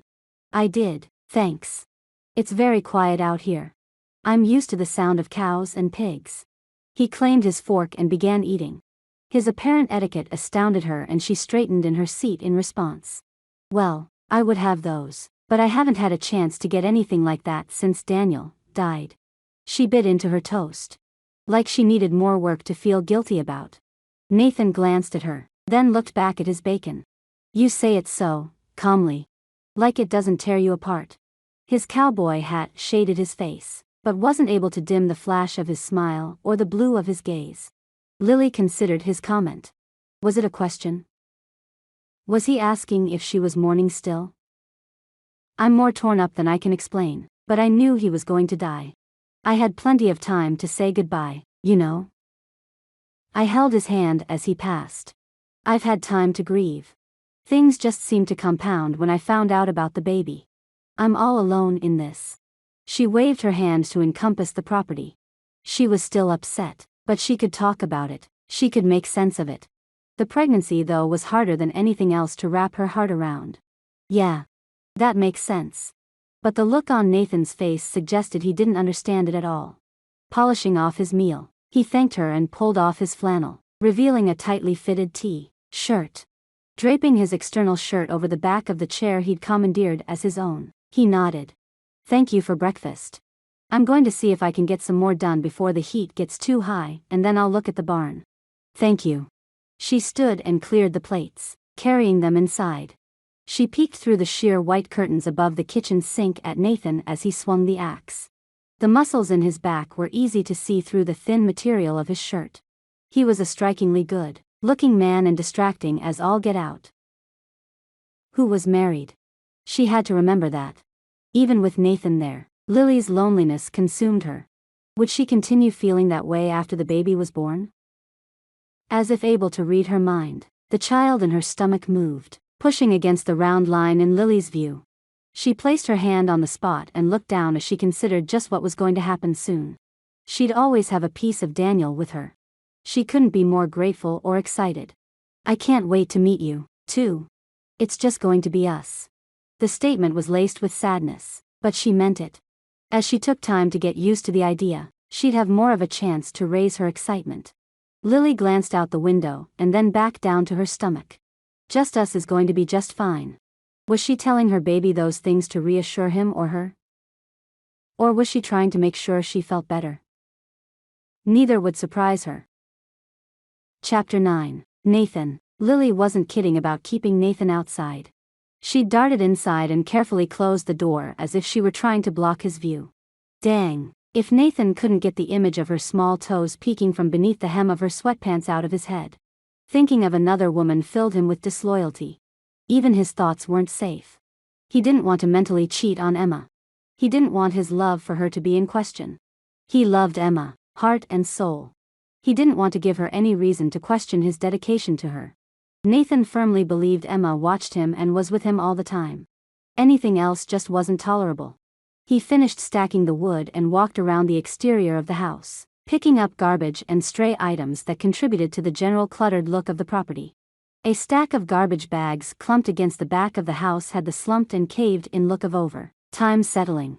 He wasn't sure how long they'd been there, but judging by the haggard look on Lily's face, he wasn't sure he blamed her. Swinging the bags into the bed of the Nissan, Nathan methodically moved through the backyard, picking up everything and then some. As he surveyed the backyard for anything he might have missed, Nathan spied a leaning garden gate with a fence that sagged heavily into the interior of the garden. It was late in the season to put in a full garden, but maybe corn and beans would be a good crop to pull off. Then Nathan caught himself. He had to remember his stay there was temporary. Putting things in place Lily would be forced to maintain after he left wasn't doing her any favors. Getting attached to the farm when it hadn't been there more than 24 hours wasn't doing him any favors, either. Back on the front porch, Nathan knocked on the door to claim the truck keys. He still had quite a bit of light left and he could take the truck to take care of the garbage and maybe run into town for some of his own personal supplies. He still hadn't seen Thunder and he was worried the horse was injured. A long scream carried to him from inside. He didn't hesitate, rushing through the door and searching the darkened interior for Lily. His stomach churned. She had to be okay. Where was she? Nathan called out, his voice breaking with his nerves. Lily, where are you? She shrieked again, short. No. Nathan, don't come in here. Wait, she whimpered. Help. Nathan moved carefully into the kitchen, sidestepping another set of garbage bags and stacks of newspapers and empty cereal boxes. The true color of the floor was obscured by a layer of grime and dirt. The top of the table and counter was covered with dishes and odds and ends. Are you okay? Where are you? He tried not to see the real state of her home as shock settled in. How long had Lily truly been overwhelmed with the care of her dying husband and everything else? At what point had she given up and become a prisoner of her own home? Why did you scream? Lily waved her hand. The movement drew Nathan's gaze to her position on top of a chair in the corner of the kitchen in a small breakfast-style nook. She clutched the wall behind her and held her other hand tight to her chest. She avoided his gaze. I thought I saw a mouse. Nathan looked around again, shaking his head. I wouldn't be surprised. You weren't kidding when you said it was a mess. Do you have a cat? He wasn't the type to hold back, but he wasn't trying to be rude. Lily lifted her chin. No. I didn't mean for it to get like this. I just... Approaching her, Nathan held up his hand. That's not safe. Come on down. For the record, there's no judgment.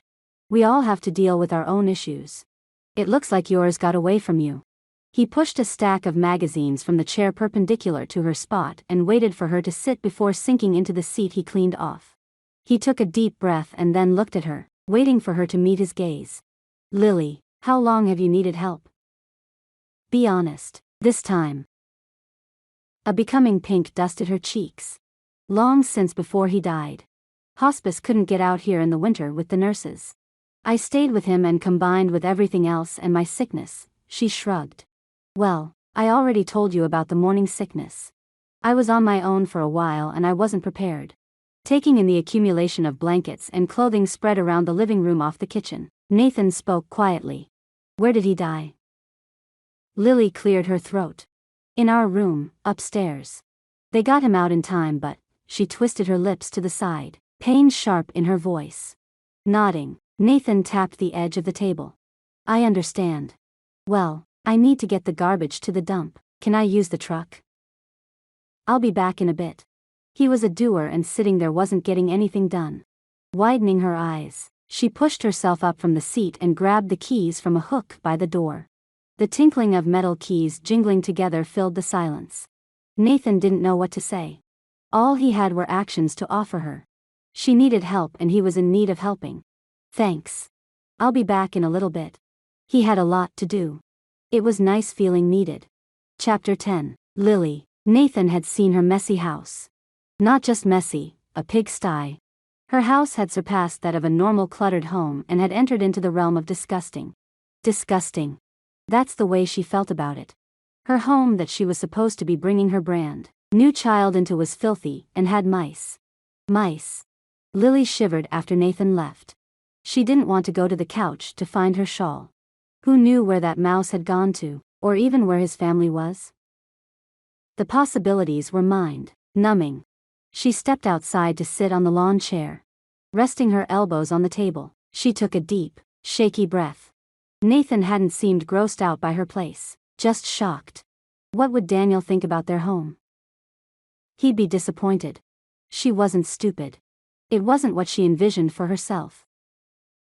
Her lonely life wasn't what she'd pictured at all. She leaned back in the chair, wincing as the metal creaked under her weight.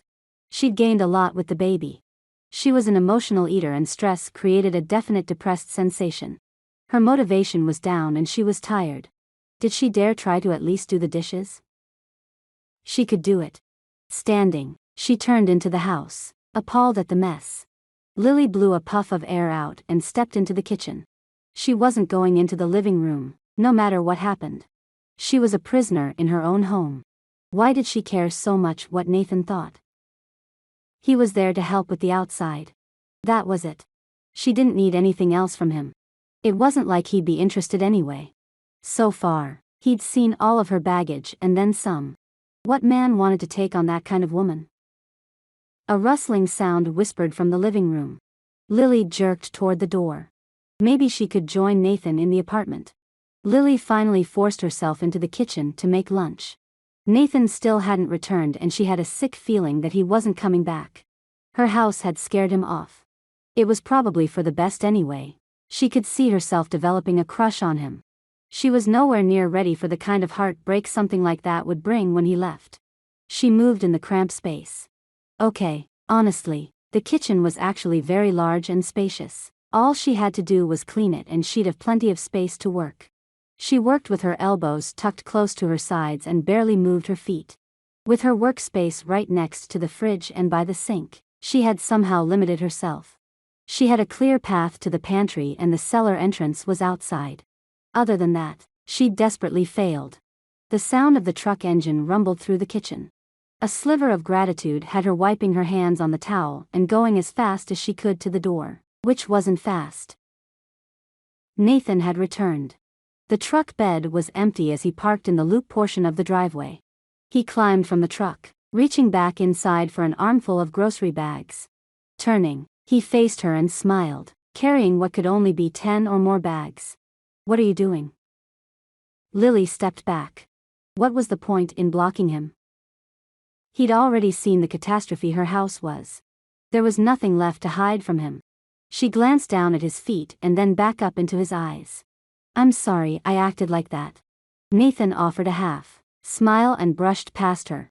Stop apologizing. He looked around for a spot to put the bags he'd brought in. Unable to find one organically, he pushed things tighter together on the countertop and then lifted his bags to overflow from the spot he'd cleared. Bemused, Lily watched him, uncertain what he was doing. Maybe he wanted something different to eat? She wasn't sure what was going on. He turned to face her and his shirt moved. Lily clamped a hand over her mouth and stepped back. Still traumatized by the mouse, she lifted her free hand and pointed at his shirt. Something is wrong with you. You need a Mauser. He reached into the button part of his shirt and pulled out a small gray fluffy kitten. Big blue eyes and long white whiskers set off the slight pink of her nose and she mewed with the smallest mouth. Lily oohed as she involuntarily stepped forward. Oh, wow, she's so little. She reached out as Nathan handed her over. The fuzzy silk of her kitten fur tickled as Lily snuggled her above the round crest of her stomach. Nathan watched her, his tone soft. You need a Mauser. She's the runt, but they're survivors. This one has made it out of 15 kittens. Wow. Lily cradled the tiny animal in her arms. She's smaller than the mouse was. Nathan chuckled. Yeah, But she'll grow. He watched Lily with the cat and then his eyebrows raised in concern.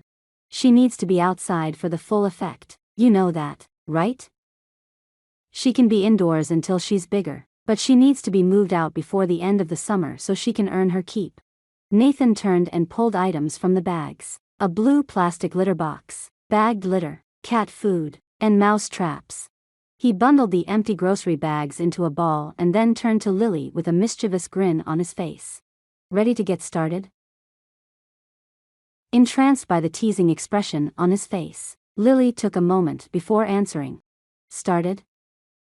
She rubbed the kitten behind its ears. The soft purr vibrated against Lily's tummy. Nathan quirked his eyebrow. You're not alone anymore.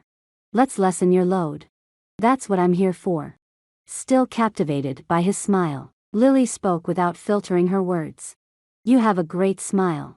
His smile faded to something somber that Lily knew she should match, but the small purring gift in her hands and his enthusiasm to help her didn't help dampen her mood. She didn't back down, holding his gaze with an open expression. She didn't want to hide anything from him. Lily wanted Nathan for a friend and friends didn't keep secrets. After another 10 seconds filled with something she couldn't put her finger on, Nathan cleared his throat and looked away. Had Lily crossed the line she hadn't been aware she shouldn't cross? He was married. She wasn't dumb. But hopefully he could have friends and she wanted to be a friend. Friends were nice to each other, weren't they? Great. One more thing for her to apologize for. Maybe she'd take his advice and she'd stop saying she was sorry, especially for things she didn't regret. Chapter 11. Nathan. When Lily carried the fourth load of blankets to hang on the clothesline out front, Nathan angled his head to make sure she was outside. As the door clicked shut, he turned and climbed the stairs to the bedrooms. He had to do this for her. As he took each step up, his heart rate increased, and certainly not because he was walking. No, facing her loss felt like waging war with his own. Was Nathan capable of helping her through her own demons? He wasn't really in a position to aid anyone with loss. He barely understood what had happened to him. He didn't want to care about Lily, but the more he was around, the more he realized she needed a friend. That's as far as he was willing to admit to. Stewardesses on airplanes always instructed passengers not to help anyone with their oxygen masks until their own was on. What was Nathan doing? He didn't have his own grief under control. He was in no position. At the top of the stairs, he caught his breath and stared down the old farmhouse-style hallway. A dirty, streaked single-pane window allowed enough light in to see faded yellowing wallpaper above an ornamental wainscoting all the way down the hall. The only breakup was from doors leading to rooms. The house looked to be set up for a family. Each door Nathan passed, he pushed open to see if he'd found the room she couldn't face. A guest bedroom met his search in all of them except two where bathrooms hid behind the doors. The last door he had to open seemed the most ominous as it stood closed on the end of the hall. It seemed to watch him as he worked his way there, its brass knob faded and worn. Reaching the door, he stopped, unsure what to do next. Standing in front of the white-ish panel, Nathan claimed a deep breath. What was he going to face? Lily hadn't said she was scared to come upstairs in so many words, but she avoided the steps like the mouse's family was up there with millions of other mice and rodents. Nathan reached out for the doorknob and the floor creaked under his weight. He closed his eyes for a brief moment as if to gather some kind of strength he was worried he didn't have. Nathan obviously hadn't thought his actions through. He snapped them open, but it was too soon. Cleaning the downstairs had been straightforward. He'd gone through the list in his head before he'd started and executed his plan methodically. Open blinds, open windows, dust, vacuum, sweep, mop, take out the garbage, do dishes, wash clothes or anything not nailed down, clean the bathroom, and polish the wood. Easy. Doing the upstairs would be heartbreaking. He had to clean out the loss and emotions with the neglect. There wasn't a list for that type of a job. Working the upstairs would be hard for both he and Lily. That's why Nathan hadn't asked her to help and didn't wait for permission. He had to go up while she was outside, or she'd talk him out of it, which wouldn't be hard to do. He was trying to talk himself out of as he paused. His feet could have been glued to cement blocks. Squeezing his eyes shut again in an attempt to gather more courage, Nathan pushed open the door and then opened his eyes slowly. He'd found the master bedroom. What had he expected? Certainly not just a dustier, uncluttered room that had been taken care of at one time. The room had held love once. Lots and lots of love. Nathan's pulse raced and he tried swallowing past the sudden lump in his throat. Framed pictures of Lily and her husband graced the walls. A large picture had been set up tripod style on the vanity, featuring Lily in a white wedding dress and a blonde-haired man who must have been Daniel. They smiled into each other's eyes while the camera looked on. Nathan couldn't avoid it any longer. He turned his gaze to the bed where Daniel had died. A part of Nathan was disappointed the bed looked like any other bed with its sheets tucked in and pillows set up to look inviting. Someone else must have cleaned and organized as they'd taken Daniel out. Someone else had expected her to go back up there and sleep in their bed. Nathan reached out and gripped the metal rod of the bed frame. Lily hadn't been able to come up to their room and she freely admitted that Daniel had died. She owned her widowhood, not necessarily with a smile, but owned it with forthrightness. She didn't shun it or run away. They had such similar circumstances and the way Lily had handled it made his efforts seem cowardly and basic. He hadn't been able to own his personal situation, not in the ways he needed to. But standing there, staring at Lily's evidence of loss, Nathan was faced with his own in ways he'd never allowed before. Emma had died. He had to admit it to himself. She had died and he hadn't been able to save her. Once she died, he had refused to step foot in the entire house again, let alone their bedroom. Bella Acres had lost its appeal.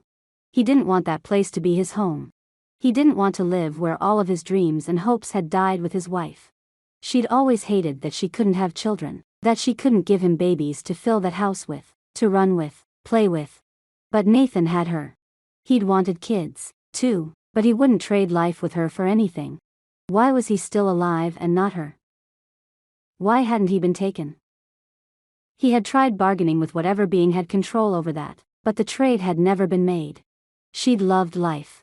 Nathan had loved her. He hadn't had a drink since he got to Lily's, and he blamed his shaking hands on that. He'd never wanted a shot so bad. But that moment wasn't about him. Or was it? Loss, acceptance, and regret filled him. He couldn't hold himself together as he sank to his knees beside the bed, ignoring the hardwood of the floor under him as he knelt. His shoulders shook and his breath came in heaving gasps as he finally allowed himself to cry, to genuinely connect with the fact that he'd lost his wife. No alcohol. No running. He had nowhere left to go. Tears streaked his cheeks and he leaned his head back. Where had he let his life go? Would the pain ever abate?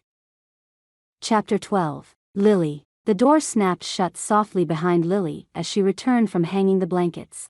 She scanned the lower level for Nathan, wanting to show him what the kitten was doing in the basket in her arms. The little scamp swatted at a sock that was almost as big as she was. She tried clawing at the opening, arching her back like she was going to go for it, leapt into the air, grabbed the sock and then rolled to the side. She jerked upright, and skidded to the side when the sock didn't do what she wanted. Then the little feline went right back to it. Lily really needed a name for the sweet fluff. Calling it she was going to get confusing and old fast. She had to ask Nathan what he thought.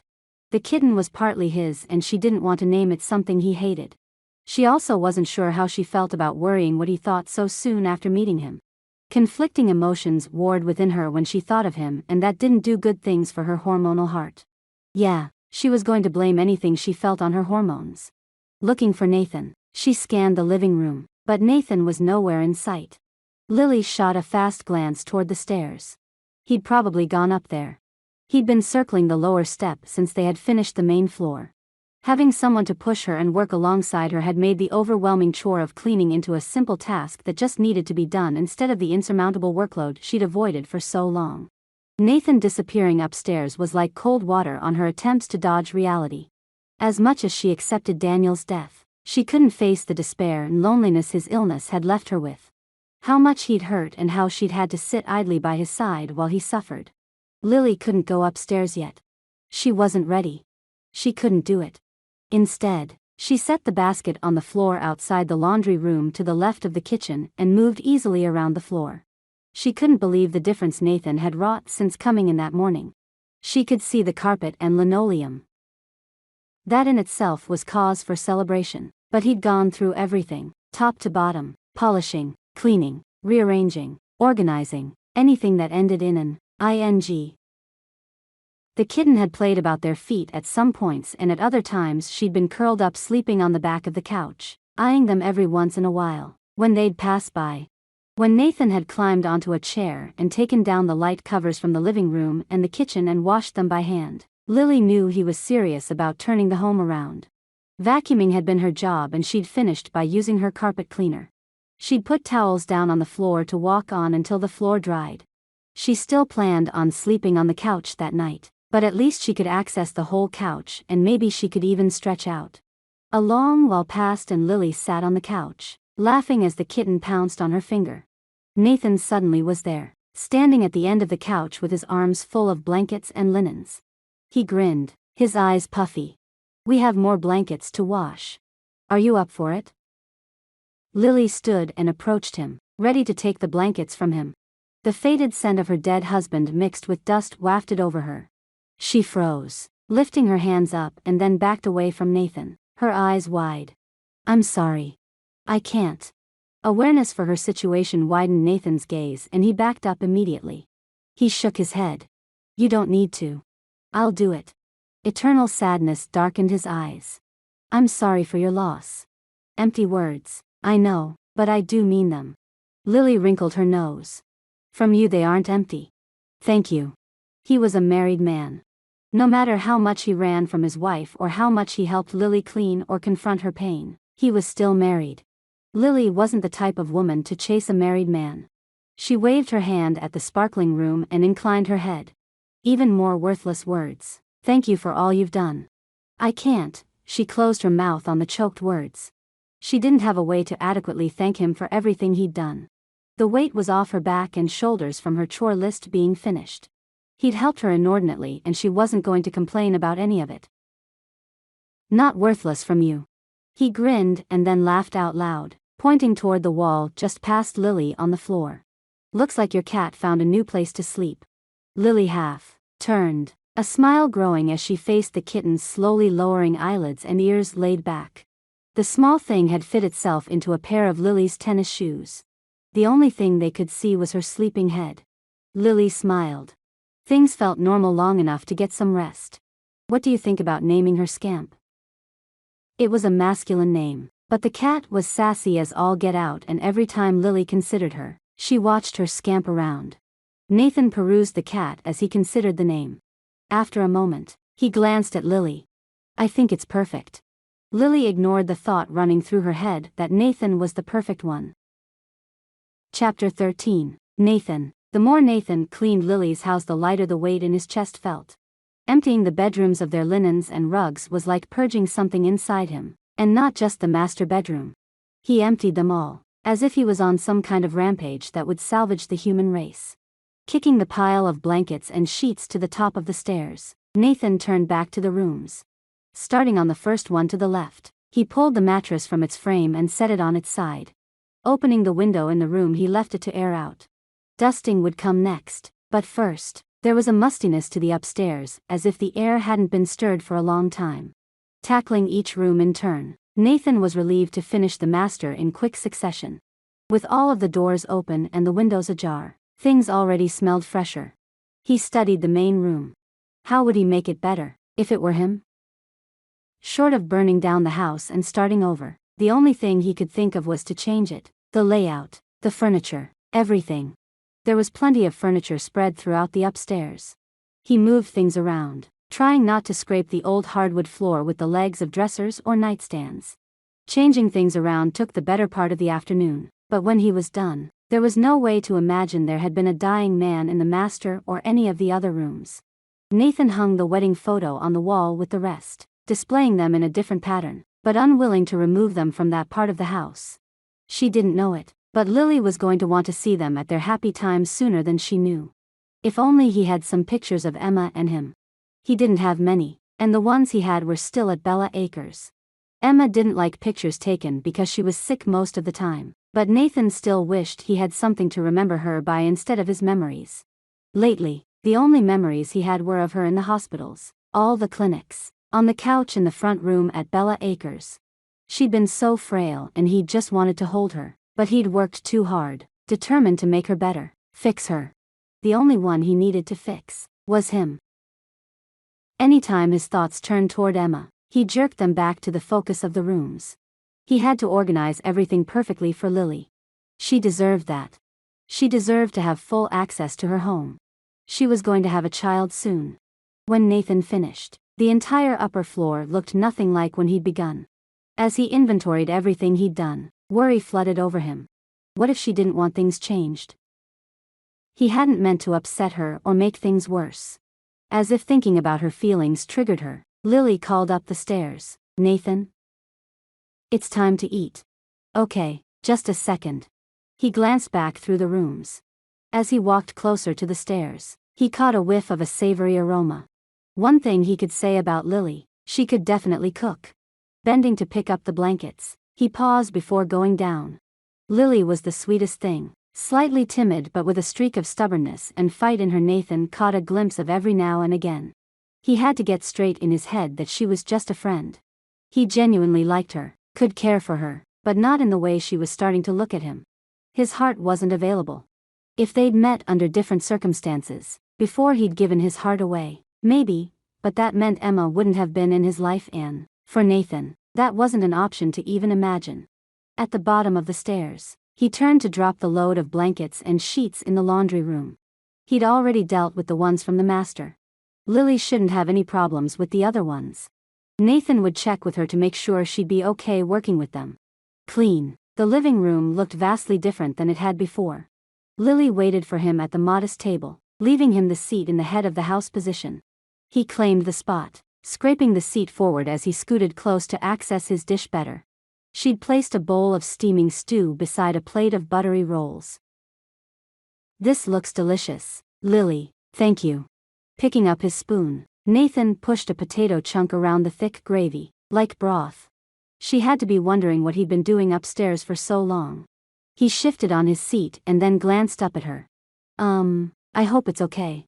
Everything upstairs is cleaned. I made some changes." He offered a soft smile to reassure her. "Go up when you're able to, but don't feel like you have to.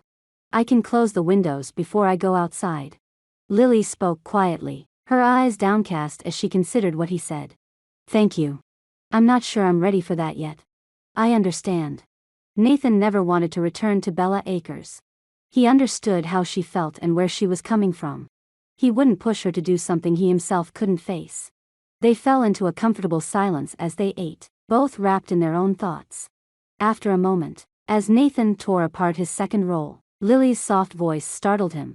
"What keeps you away from your family?" "Your wife?" The sudden introduction to a topic he couldn't face in the dark of night brought a sudden tightness to Nathan's chest. He didn't answer for a moment as he dipped his roll and took a bite. After swallowing and giving himself time to compose his voice and maybe an answer, he met her gaze. "I'm not like you. I can't face things yet. If I get to that part, I will, but I need to leave that part of me alone for now." Lily searched his face. After a moment, she nodded. "Okay." Nathan swore. A glimmer of hurt crossed her eyes and then was gone. He had to set things straight. If he didn't let her know from the beginning what to expect from him, Lily would think there were possibilities from a man who was more broken than glass. He cleared his throat and put his spoon down, leaning back and centering his gaze on her. "Lily, I'm here temporarily. This isn't permanent. I'll help you until you don't need me anymore, and then I'll go." Lily chewed on the lower bow of her lip. "What if I end up needing you longer than forever?" Her tone was teasing but lined with seriousness. Nathan sighed. "Lily, you don't have feelings for me. I can see you think you do, but that's because I'm helping you and you don't want to be alone. It isn't real. You don't even need to feel guilty about it. It isn't real. If I've led you on in any way, I apologize." His stomach hurt that he had to even say anything. What was it about her that got to him? A flattering pink again flooded Lily's cheeks. She stared at her bowl. "I'm sorry." Nathan swallowed. After a minute, he stood, guilt curdling in his gut. I'll probably start eating outside again, but alone, okay?" Lily didn't answer. Her expression appeared crushed as if she'd been told her best. Friend had died. Nathan cleared his dishes, unable to eat anymore. He had a feeling that he had hurt her much more than he could comprehend.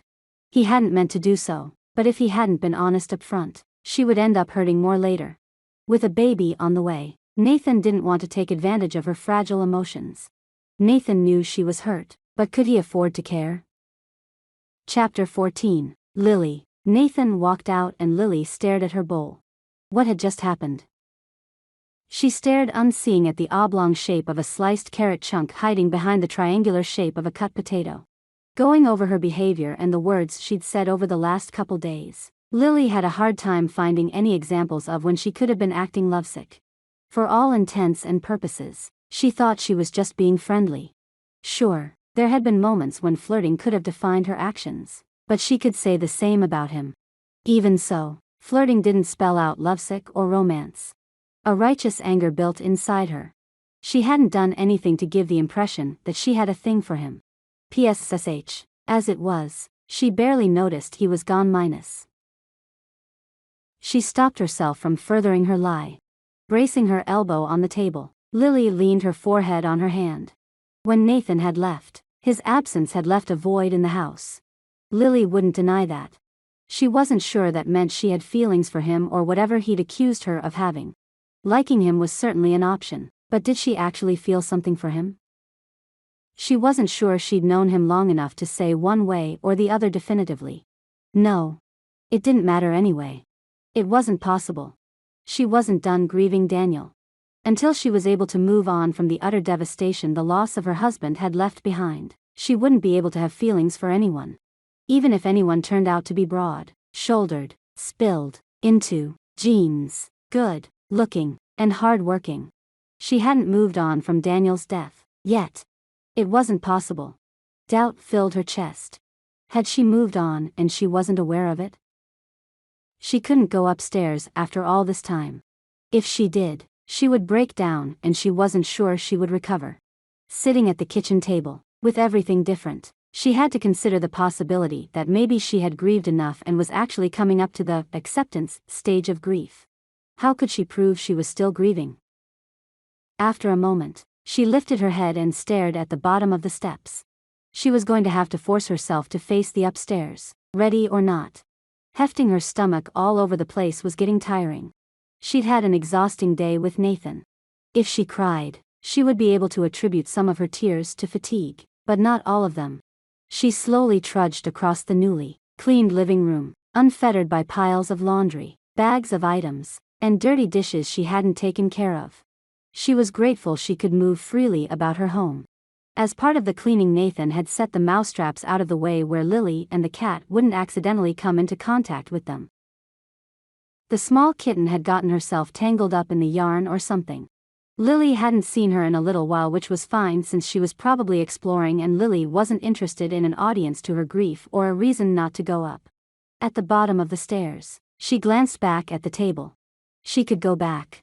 She didn't have to prove to anyone that she would or wouldn't lose it when she was upstairs. But the memory of Nathan sitting there, telling her she didn't have feelings for him, emboldened her and she lifted her chin. No one told her what she could or couldn't feel. Climbing the steps with her shoulders back, Lily used the banister to help keep balance and to give her something to hold onto when she was close to fleeing down the carpeted stairs. Or waddling. Fleeing, waddling, they were the same thing so close to the end of pregnancy. She didn't look into the other rooms as she passed.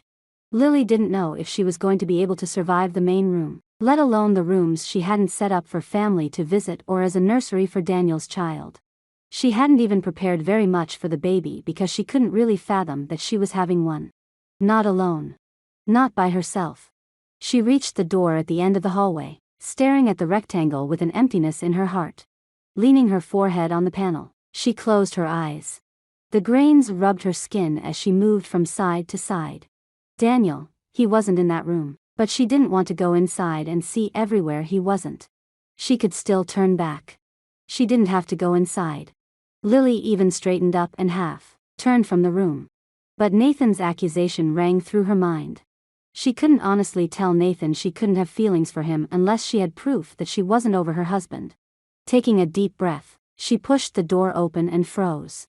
The room wasn't recognizable except for the size, shape, and pictures on the walls. He'd pushed the queen-sized bed from the room 3 doors down against the wall. A large oval rug had been pulled from another room and centered the look of the space, redirecting the eye and altering the viewpoint. Try as she might, Lily couldn't see Daniel anywhere in the room, save the photos hanging on the walls. Nathan hadn't moved those. The room was completely different and Lily couldn't find the sadness she'd feared. She approached the pictures on the wall, ready for desolation to overcome her, but nothing brought her spirits down. She smiled at the picture of their wedding day and on their first day in their new, them home. Lily missed her husband, but she'd already had a chance to say goodbye to him. Softly, she ran her fingers down the face of the picture, tracing the shape of his eyes and the smooth line of his hair. Her husband. He'd been happy for her, even at the end.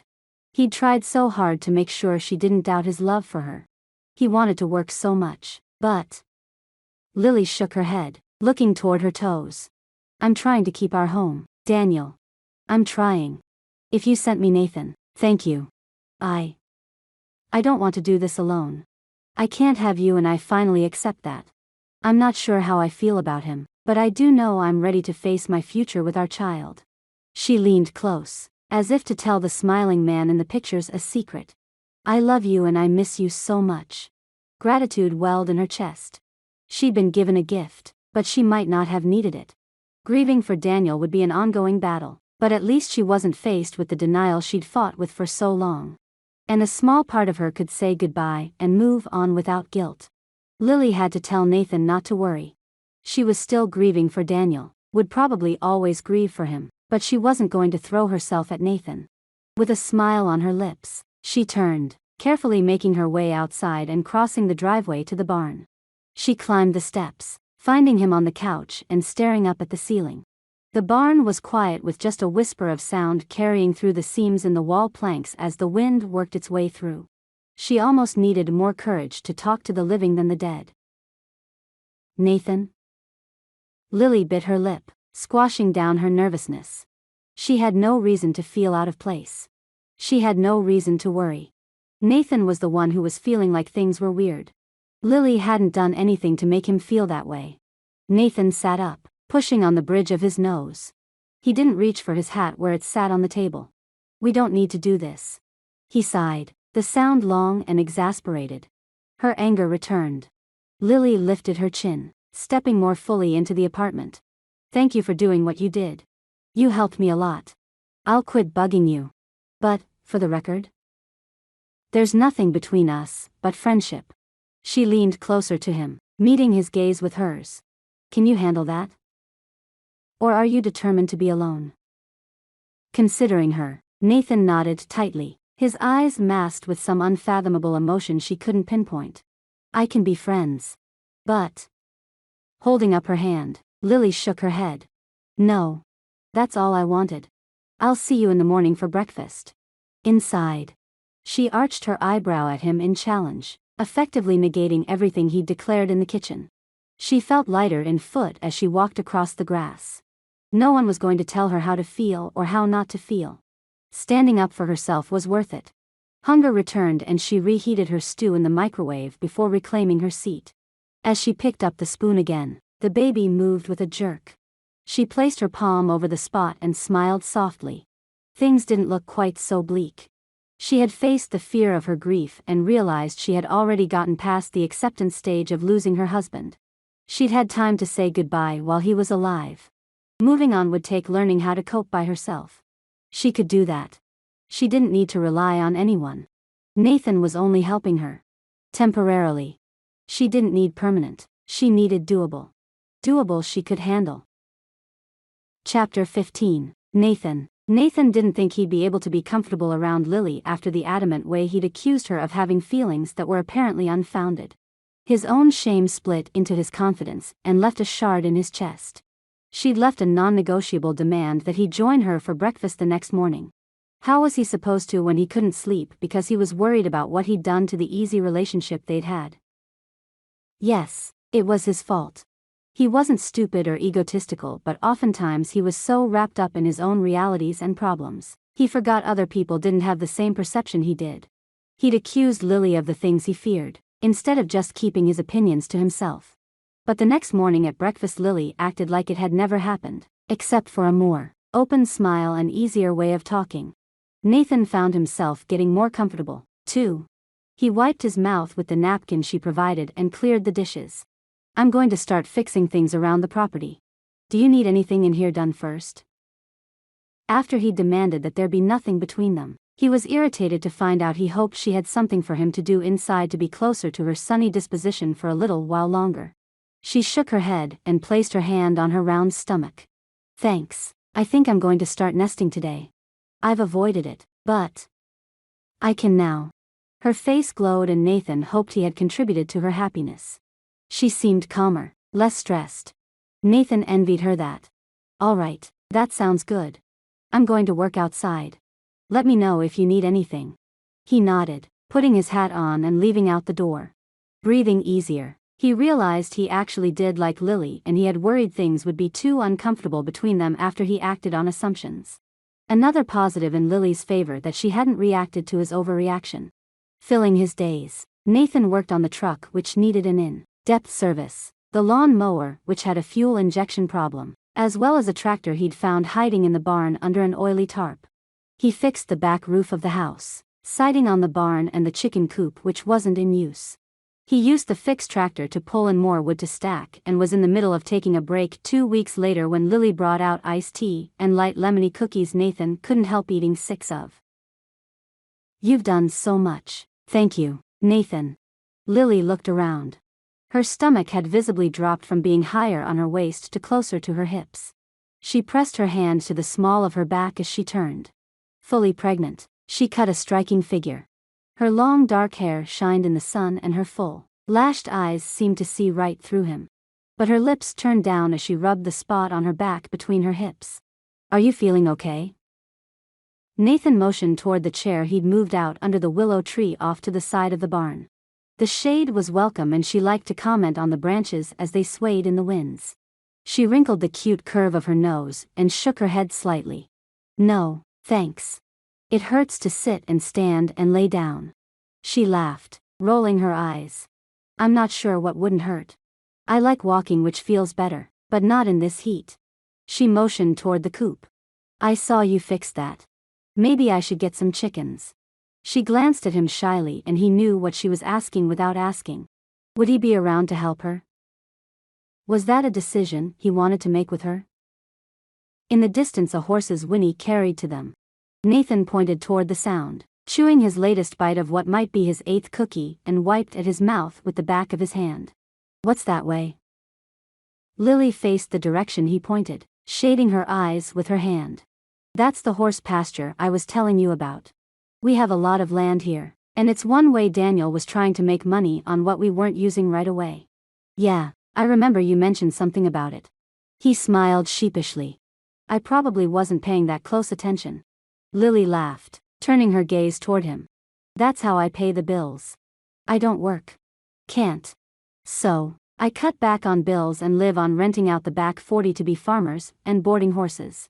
They have access to the pasture and there's a fully outfitted building with stalls and a paddock and whatever. She shrugged, her amusement fading.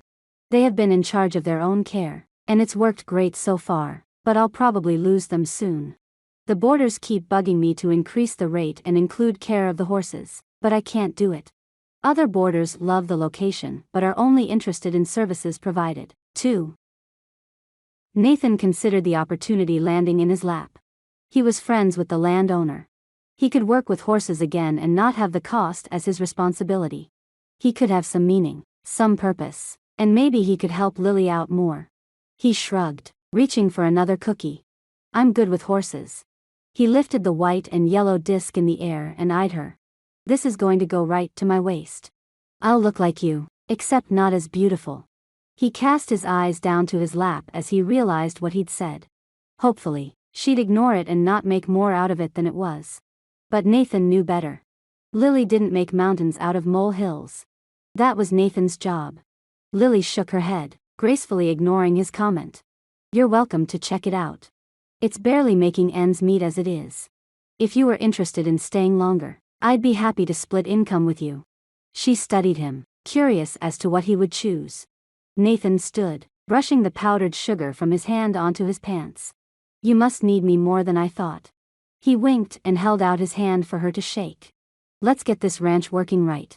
The honest truth was hard to acknowledge. Nathan wasn't ready to admit it was turning out he needed Lily more than he thought possible. Chapter 16. Lily. Nathan's agreement to work with her and help her build up the horse boarding business Daniel had started left Lily feeling giddy and a little stumped. She ignored his comment about her beauty.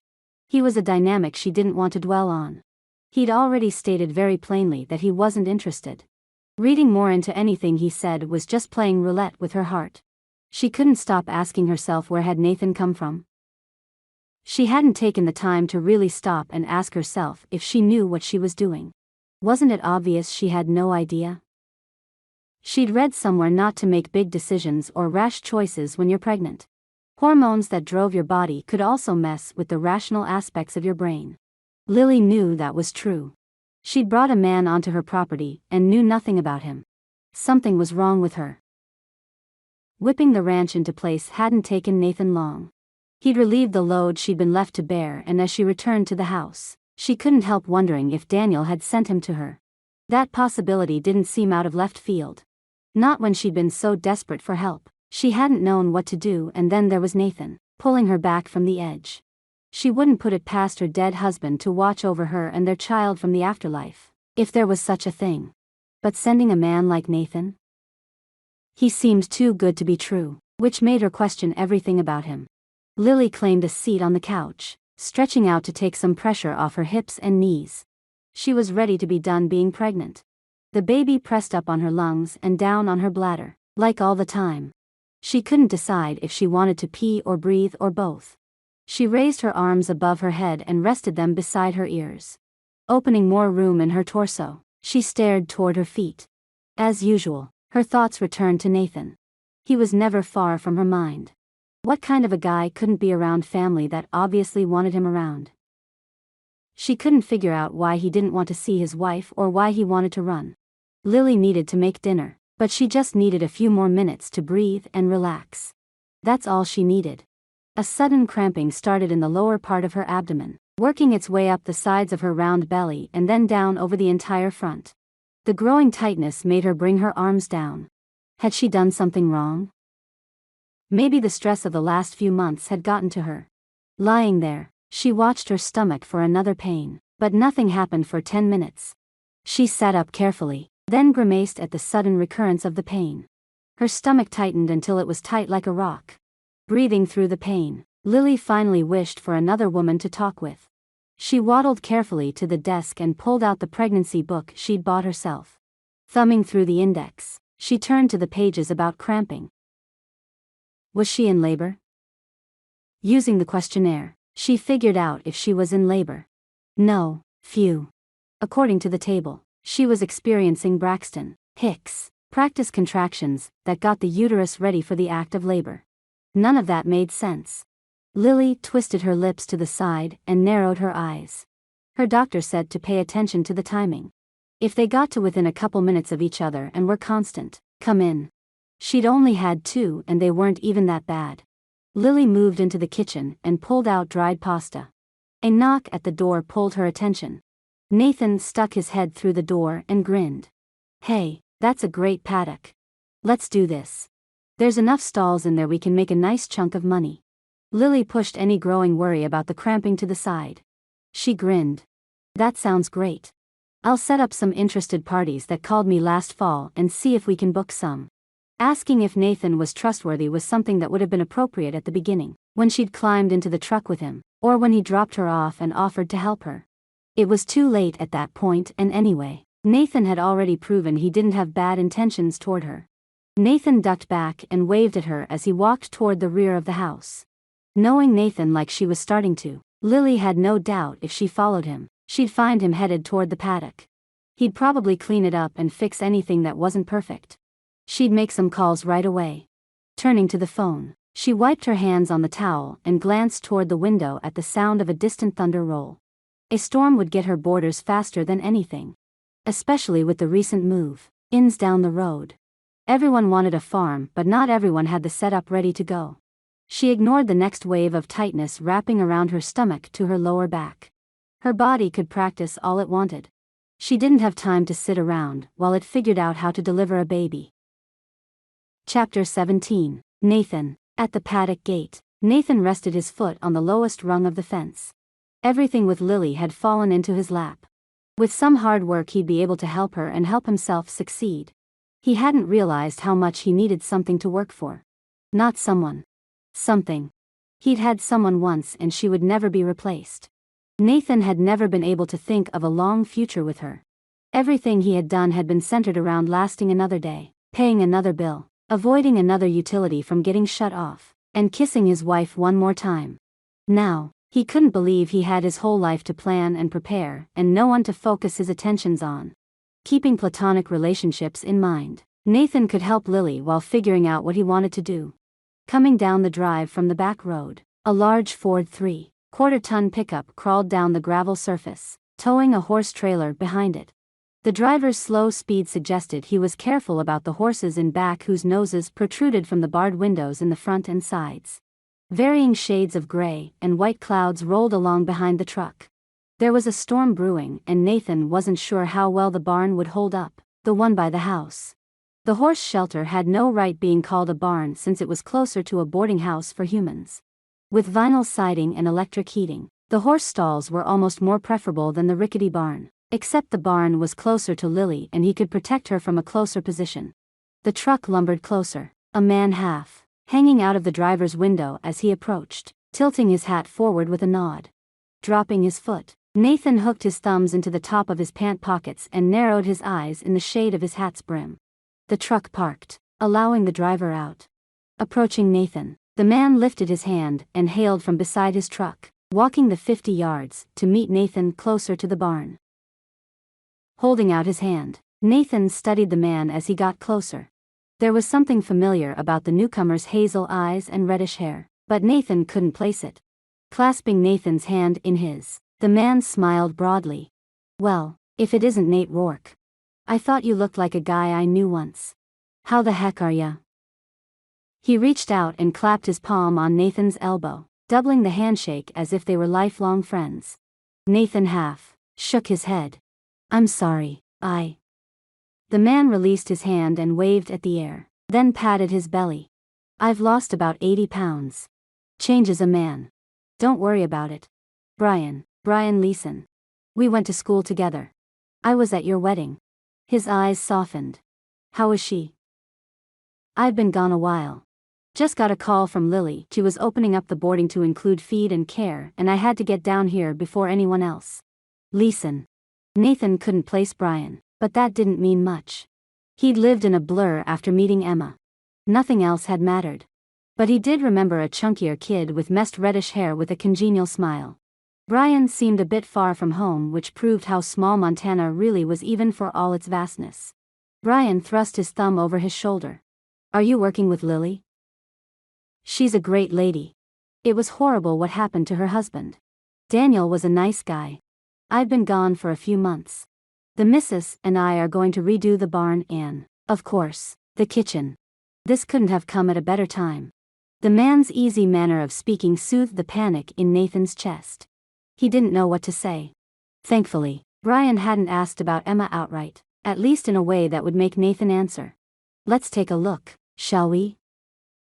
Pointing at the trailer, Nathan fell into a smooth stride toward the vehicle. Brian fell into step beside him. As they covered the ground, Nathan glanced at Brian. "Why are you so far from home?" Brian furrowed his brow and offered a side smile like he wasn't sure of the joke. "Sorry?" "Well, I just assumed you were still living in Clearwater County." Nathan had somehow been confusing and he hadn't meant to be. Brian laughed, reaching up and slapping Nathan's shoulder. "You always were funny, Rourke. You're in Clearwater, man. You're only a couple miles outside of Taylor Falls." Nathan's step faltered and he twisted his ankle but quickly righted himself. A couple miles from Taylor Falls wasn't where he'd placed himself. But the town, Nathan swallowed, flaring his nostrils at the mounting panic. "The town's name is Mirror. There's no mirror in Clearwater. Brian rolled his eyes. Yeah, tell me about it. They changed the name from Clawville to Mirror when the mayor passed the bill. I think he had a vendetta against the original family. Montana and their silly feuds. Nathan nodded in understanding, but had a hard time processing they weren't far from home. His home. Riding for days on Thunder, he'd subconsciously made his way back toward his hometown. Why hadn't he known? Honestly, he hadn't thought it was possible. He'd stuck close to eastern Montana to avoid any possibility of being anywhere near Clearwater County and its inhabitants. The fact that Xander had sought out Hannah had brought Clearwater to Nathan's refuge. Actually, miles from Taylor Falls was too close to Bella Acres and wasn't something he was ready for. He had to consider the fact that he might have made the wrong choice in areas to lay down roots. He had to get out. Brian grinned as he opened the trailer door. Your sister sure looks great. I haven't seen her in a while, either. Sister? Which sister? Had Hannah made it home? From the way she'd been with Xander, Nathan was certain she'd stayed at Silver Spoon's ranch after he'd left. The conversation was discomfiting and Nathan shook his head. I'm sorry, I'm really lost. Oh, sorry. I saw your sister with her man. That's all. Stephanie. Brian drew his eyebrows together as he studied Nathan. Are you okay, man? Nathan shook his head. Yes, sorry. I thought you were talking about Hannah. Thought I'd have to yell at her. Not that he had the right anymore as her brother. He'd abandoned his family and they would probably never feel the same way about him again. It didn't matter that they were looking for him. Maybe at this point, it was more habit than anything. Brian softened his tone while he led the first Palomino mare down the ramp. How's your wife?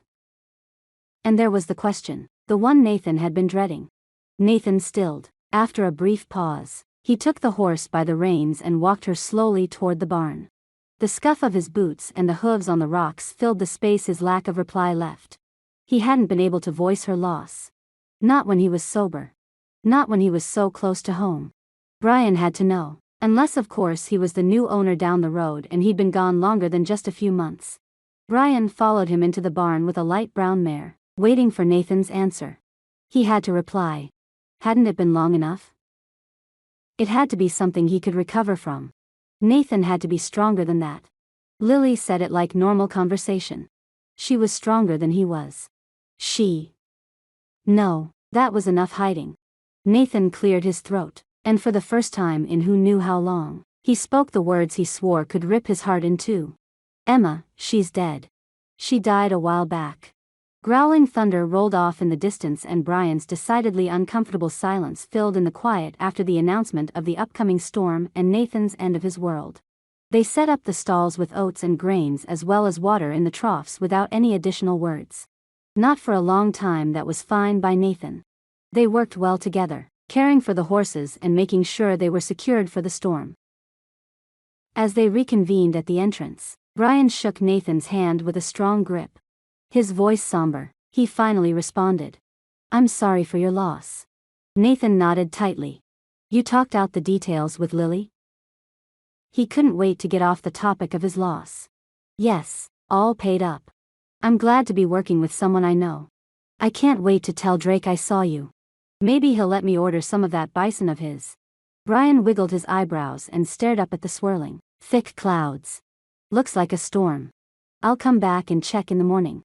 Nathan shook his hand again and locked up the horses, ready for the storm by making things easier and more comfortable for the beautiful animals. As Nathan waited for Brian to drive off, he had to take into account that his family would know where he was soon. He didn't know if he wanted that eventuality or not. They would know he was close. He didn't want to let them into his life or be back in theirs yet. He was making strides toward healing but not enough for that kind of a step.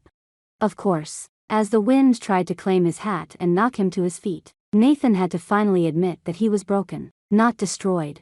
He was broken. Broken things could be fixed. They would never be like new, but they could function, they could work, they could feel again. He could miss his family and with the alcohol out of his system, he could acknowledge that he'd been missing them a whole lot more than he'd let on.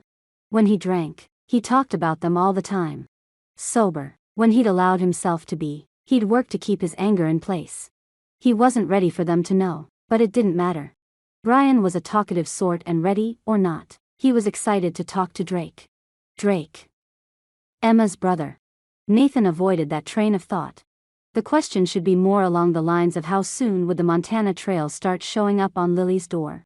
Which brought up the only question Nathan had time for. How soon could he get out of there? Chapter 18. Lily. Nathan didn't come back in from the boarding area and dinner was almost ready. Lily's contractions were moving closer together as well. She wasn't sure how close they had to be considered real contractions. Continually referencing the pregnancy book only had her second guessing herself. Maybe she wasn't judging the time frame right.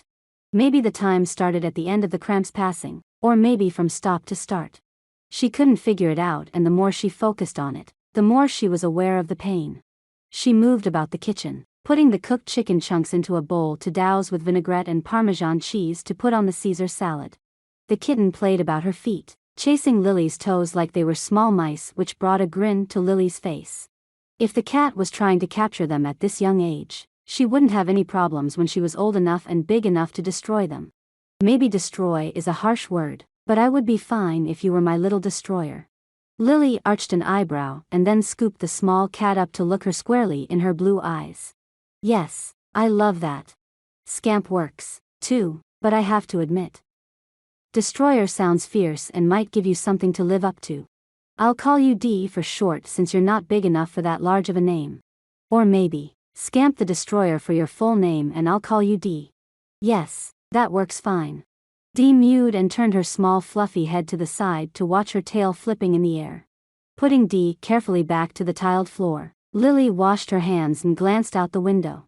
Raindrops plopped heavily with a slowly growing intent, leaving large, dark, round splat marks where they fell.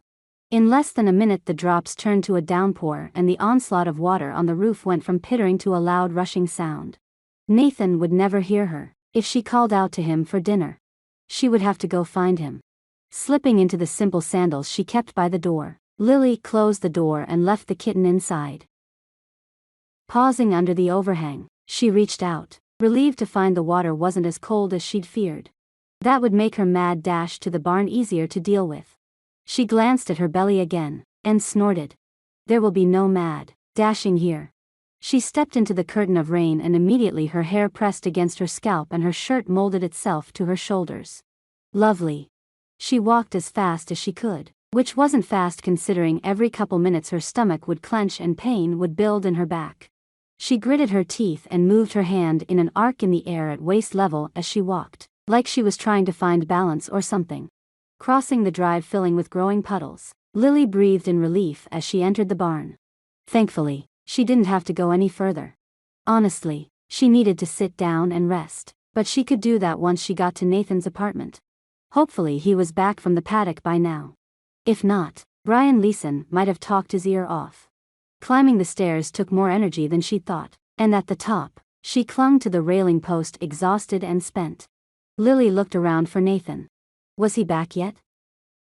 A small lamp set on a pallet-framed box. The warm orange glow from its bulb gave the apartment a homey ambience. The room had been picked up and organized. The door to the small bathroom opened and Nathan stepped out, shirtless and a drink in his hand. His eyes blinked wearily at her as if he didn't think she was really there. Light bounced off his chest and enhanced the valleys and plains of his muscles. Shirtless. Why didn't he believe in wearing shirts at the apartment? Heat filled Lily's cheeks. She couldn't stop looking at the lines of his muscles and that irritated her as another cramping gathered at her waist and spread outward. She gasped and pressed her lips together until the pain passed. Once she recovered, she furrowed her brow and tried to hide her discomfort both from pain and at her irritation with Nathan's shirtless figure. Did you get done early? He looked like he'd been there a while. Drinking. His hair was damp and since she knew the rain hadn't started until minutes ago, his hair must have been wet from a shower. He hadn't come to report to her how it went at the barn. She hadn't seen him drink since he'd gotten to her place. Something wasn't right and that worried Lily more than the Braxton Hicks. Nathan drained the last of the amber contents from his glass and set it on another small table in the center of the room. He'd taken time to rearrange things and the setting was homier, more welcoming. The only thing that seemed out of place was the shirtless man with a glower on his face. The storm was coming and Brian Leeson and I boarded up his horses. That was fast to get someone signed up. He glanced at Lily with red-rimmed eyes. He was upset and she wasn't sure why. She lifted her hand and then dropped it limply to her side. I knew Brian had just moved in and I'd heard they were looking for a boarding place. It only made sense to call him and let him know spots were available. Lily cocked her head to the left. Isn't that what we agreed on? Are you upset I did that? She needed the money right away, and wasn't interested in waiting until Nathan felt at one with the universe or whatever. They'd agreed to do it and Lily had assumed that meant do it right now. She folded her arms over her tightening stomach and closed her eyes for a moment at the pressure building. When she opened her eyes, she found Nathan staring at her, wonder and anger in his gaze. Before she could speak, his words cascaded around her. You're like an angel and I hate that I find you so attractive. Her original comment slipped from her mind and all she could think was you and me both. She shifted on her feet, ignoring the ache in her left hip and the pulsing pain at the lower point of her stomach. It's time to eat. As if he hadn't spoken, Nathan nodded, bent down and reclaimed his glass and then put it back on the table without drinking from it. He looked around, spying his flannel shirt where he'd laid it to rest on the back of the futon. He pulled it on one arm and then struggled to find the other arm whole. Lily could only watch the painful process for so long until her frustration pushed her toward him. She got close enough to feel the heat from his skin and smell the whiskey on his breath. Pulling on the shirt, she turned the sleeve right side out and held it for him, waiting until he met her gaze with his own. Her wet hair hung in her face and she pushed it back, unable to keep her gaze from the rounded strength of his shoulder. As if he couldn't handle the closeness, Nathan growled, pulling her into his embrace and pressing his lips gently but demanding at the same time against hers. For a brief moment, Lily allowed herself to enjoy the connection, but then reality pushed itself through her mind. She shoved away from him, wiping her lips with the back of her hand. She grimaced at the onset of a cramp which took her breath away. Once it passed, she glanced up at him. We can't. You're married. Nathan scoffed, softly shaking his head and advancing toward her with a sad determination. My wife is dead. That's the second time I've had to say that today. He rubbed his hand down his face and pierced her with his gaze. I'm running from a ghost and a family that won't let either of us go. Shock held Lily still. How'd she die?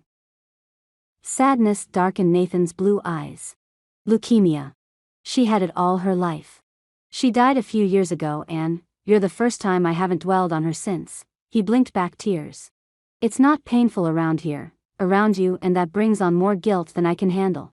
Lily stepped back to keep the distance between them. She couldn't think with the constant pressure and pain in her abdomen and the revelations he was pouring around them. She winced. I feel it, too. I'm having my husband's baby, but I want you by my side. I still love him, but I had to say goodbye to him. You make me want something alive. I've grieved for Dan and I'm trying to move on. I can say he's dead and not need a drink. What are you holding on to that you can't even see you're going to do more than hurt yourself? She lifted her chin. Honestly, I feel like you lied to me and that you could have at least told me she was dead. Nathan shook his head. You don't understand. I needed her between us. I can't. We can't. I'll be gone in the morning, so. Betrayal cut through Lily. You'd leave me? Just like that? She grabbed at the side of her stomach and held back the groan aching to split from her lips. I'm not leaving you. Lily, even if I was, we knew this wasn't permanent. Sorrow filled his eyes. You're running. You made commitments to me, to Dobbins Ranch. You don't want to talk feelings or needs. Fine, but don't quit after we're just starting. I can do life on my own, no big deal, but I can't do this ranch alone. Her lower lip quivered, but she was done taking less than she was due. Lily wasn't going to let him back out on her. She deserved more. And so did he. Chapter 19. Nathan. Nathan didn't know how to reply to Lily's obstinate stance. Her words rang true and he realized he didn't want her to do life alone. He couldn't stand the thought of her trying to do everything all by herself again. Someone as sunny and optimistic as Lily shouldn't be left to the drudgery of a lonely existence. Nathan knew the pain of being alone. He had believed he deserved it, but not. He wasn't certain that was what he needed or even what Emma would want from him. He'd made the decision to stay alive. He had to make the decision to keep on living. Lily had taught him that. Nathan didn't want to be loveless. He didn't want to leave. He just needed to get his head on and straighten things out with his family, at least in his heart. Now that Nathan had told her he was leaving, he wasn't sure how to backpedal effectively and tell her he'd be back in no time. A feeling of elation pushed out the sensation of vulnerability he'd sported since Brian left. He could start new there, on Dobbins' farm, even if he was just friends with Lily, but without the discomfort between him and his kin. The tears in Lily's eyes stung him. He stepped forward, his hand outstretched. "Lily, I'm sorry. I wasn't saying I was going to leave," Lily gasped, clutching her stomach and closing her eyes. She half bent and then stood again, her eyes open and wide. "I think my water just broke." Nathan blinked, frozen by fear and denial. They hadn't discussed what would happen when the time came. Of course, the delivery day had loomed, but they'd both ignored it. A baby would change things and Nathan didn't know how. He glanced down at a spreading dark spot on the inner seam of her maternity jeans. The baby was coming. Nathan couldn't leave to see his family right then. He didn't have time to deal with that. He had to get Lily taken care of. Nathan didn't hesitate. He closed the distance between them and bent, scooping Lily into his arms. He carried her down the steps and out into the rain to the truck. Her gasping breaths and moans scared him, but Nathan held it together. She could fall apart. He wasn't going to. He got her into the truck and leaned over her. "Do you have a bag or anything ready to go?" She panted for a few seconds and then nodded, her eyes wild. "Just inside the door." "It's blue." She groaned. "These things are getting closer together." The book said they weren't real contractions. Anger sparked in her eyes, and Nathan backed up to close the door. They didn't have time to get into the book being wrong. He darted inside, grabbed the blue bag and checked on the kitten who was sleeping again but in the corner of the couch. Nathan would check later on how she'd gotten that high on a piece of furniture. He rushed back outside, his unbuttoned shirt flapping around his waist. In seconds they sped down the highway toward the clinic in Taylor Falls. Now that he knew where they were, he had no trouble figuring things out. Nathan was worried about Lily as she continued grasping the roundness of her stomach and moaning. Perspiration beaded on her forehead and cheeks. She caught him looking at her, and in between the heavy breathing and painful moaning, she grunted, "Don't look at me. I've got to look horrible." She swiped at a swath of damp hair stuck to her forehead. Nathan paused at a stop sign, blocks from the clinic. He reached over and touched her shoulder. "I don't think you've ever been more beautiful." Her eyes softened then clamped shut as her moan grew to a yell. She lifted her legs and then put her feet back squarely on the floor of the truck. "Hurry, Nathan." Nathan drove as fast as he could. With the clinic in sight, he finally let himself consider that he had grown to care a lot more than he wanted to, more than he'd planned to. The impossibility didn't escape him. But he'd finally been able to fully acknowledge that Emma was gone. He loved her so much, but his heart could handle caring again. And to be needed. Nathan wasn't a kid anymore. He had learned a lot and he could be successful. Would taking things slow be enough for Lily? Easing into a future would be the only way Nathan would be able to move forward.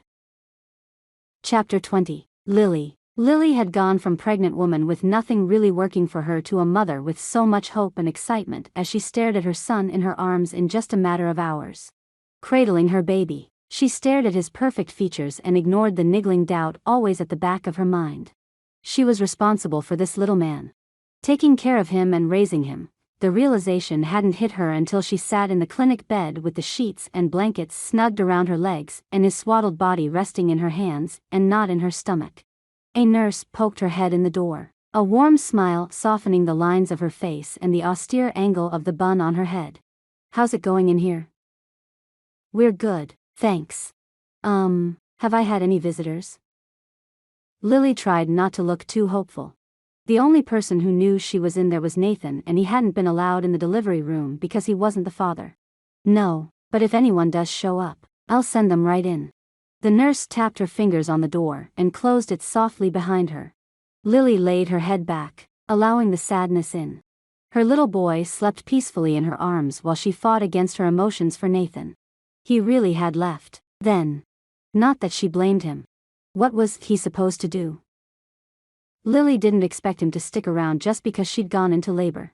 She didn't want that type of guy. She didn't want a pity relationship.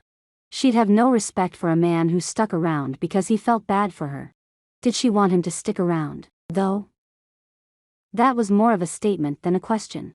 Yes, she wanted him around. She cared for him, a lot. Not like she had loved Daniel, but different. She couldn't explain it, but there was a place for Nathan in her heart and she wanted to make plans with him, not say a lonely goodbye because he couldn't stick around. Love. She could call it love while not being disloyal to Daniel, even though she felt like she had been. She was all by herself and that was okay. A knock at the door announced the nurse again. Wiping her moist cheeks, Lily straightened in the bed. The nurse opened the door and smiled. You must be clairvoyant or something. You have a visitor. She ushered Nathan in, his arms full of flowers. There had to be 3 or 4 bouquets, a large teddy bear, and what looked like a box of cookies. He stopped at the doorway to the room, staring around at the sterile environment. His gaze stopped at Lily and his furrowed brow screamed confusion. The nurse waited until he cautiously stepped inside before ducking out herself. She closed the door behind her. Nathan scanned the room, his eyes lighting on a table beside a sink. Cautiously, he set the items in his arms on the counter and rearranged them, taking his time like he avoided looking at Lily. Lily blinked back tears. He was there out of guilt. Nathan was a gentleman and he'd come back so she wouldn't be alone. She shook her head. You don't have to be here. I'm not an obligation. She claimed a steadying breath. She could do this, all of this, on her own. Chapter 21. Nathan. Nathan finally dropped his hands and braced his arms on the edge of the counter. Hanging his head, he closed his eyes. Seeing Lily in that hospital bed had about done him in. She needed to hear. She deserved to know what he was thinking. If nothing else, he could tell her, and if she still wanted him gone, then so be it. He turned, steeling himself against the sight of her in the bed. Swallowing, he slid the chair closer to her side and sank into the cushions. Lily moved to open her mouth, but Nathan held up his hand. Let me talk, first. He froze at the sight of the bundle in her arms, but before he could ask, he had to get what was on his mind off his chest or he'd chicken out. I'm not here because I'm supposed to be, or even because what kind of a man would do that to a woman? I'm here because I want to be here. I want you back. Not that I ever had you, but I made some ridiculous mistakes and I need a chance to fix them. He shook his head, his throat tightening up. You gotta know. The sight of you lying in that bed with pink cheeks and thick hair is unsteadying. Emma was never in a hospital bed looking well. She never had the chance to have a baby or be healthy. I even proposed to her in a hospital bed, made her marry me when we weren't sure she was going to make it. Lily blinked back tears. Her sweet lips scrunched to the side as she held in her crying. Nathan glanced down at his folded hands and continued. You gotta understand, things with Emma were based on holding on. What could I do to have another minute with her? We were never looking further ahead than a day or a month at the most. But with you, I feel like we're already chasing a future together. He furrowed his brow. I'm not saying I can give her up. I love her. She's my first true love. But I won't feel whole without you in my life. I need you, too, to find the kind of life I want to be complete. Lily couldn't hold her sobs in any longer. She shook her head, tears dripping from her chin. Here, let me hold the baby while you think about it. He really just wanted to hold her, but he wanted to see the new bundle. The baby was a part of Lily, and Nathan couldn't wait to see.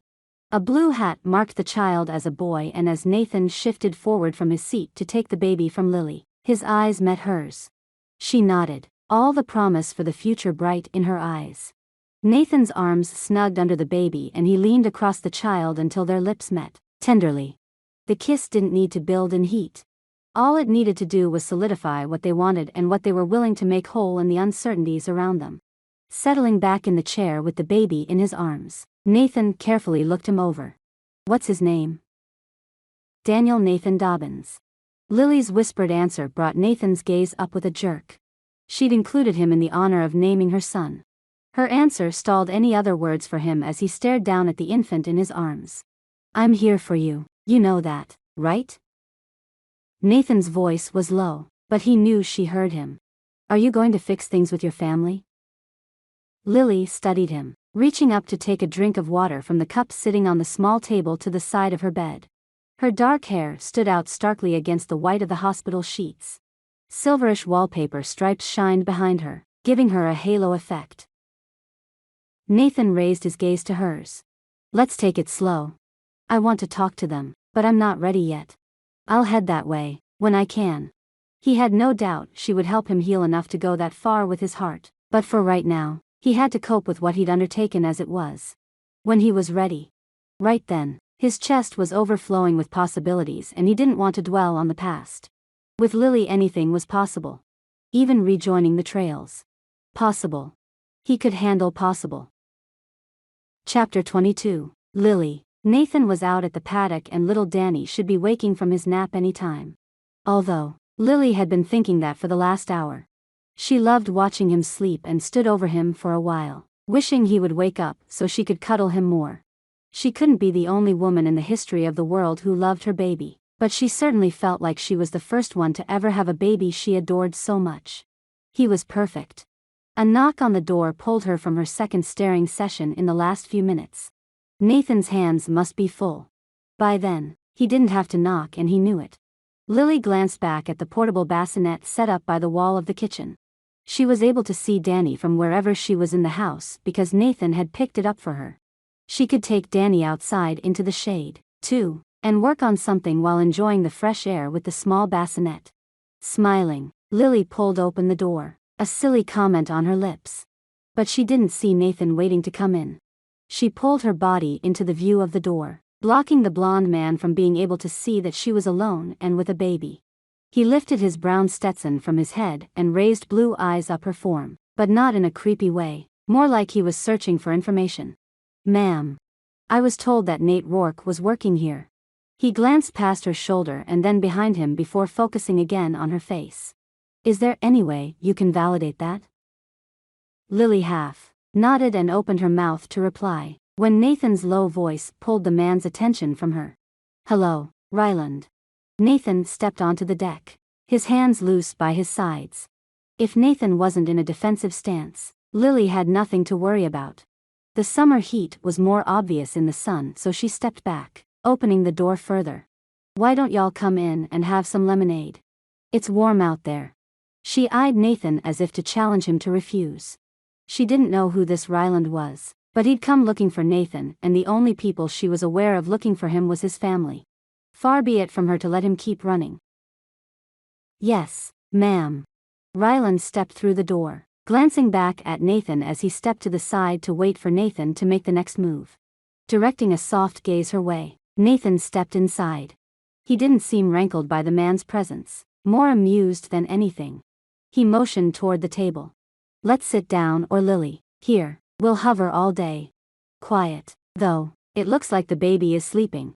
Ryland jerked his gaze around the room, settling on the bassinet with the blonde child inside. You have a baby? Lily pressed her hand to her chest and shook her head. No. I have a baby. Nathan is helping out here.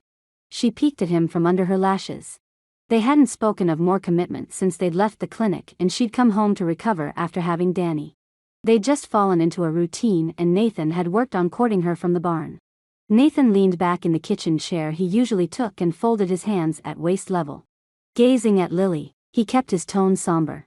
I'd like to call him mine, if she'd let me. He didn't break the connection between them, even as tears filled Lily's eyes. She brought her bottom lip between her teeth. Really?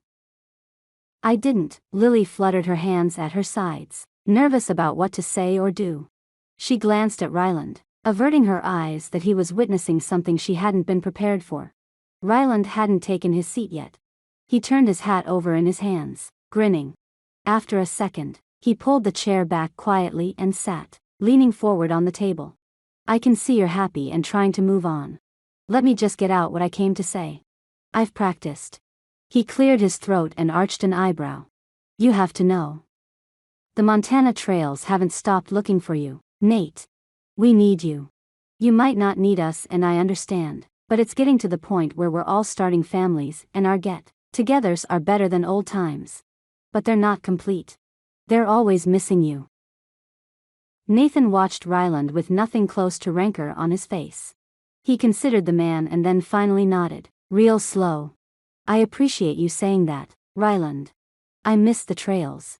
I miss a lot about everything. His face tightened, but not in anger, more like control.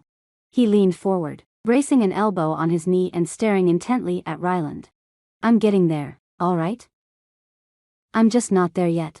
Ryland studied Nathan, his hat in his lap. After a moment, a grin split the stubble on his face, showing straight white teeth. Tell you what, you have until Thanksgiving to get it together. That's the next all-family gathering at Bella Acres. If we don't see you there, I'll load everyone up and we'll come here. He looked around and half-nodded to Lily. No offense intended, ma'am, but while your house is real nice, I don't think it will be big enough to hold all the trails.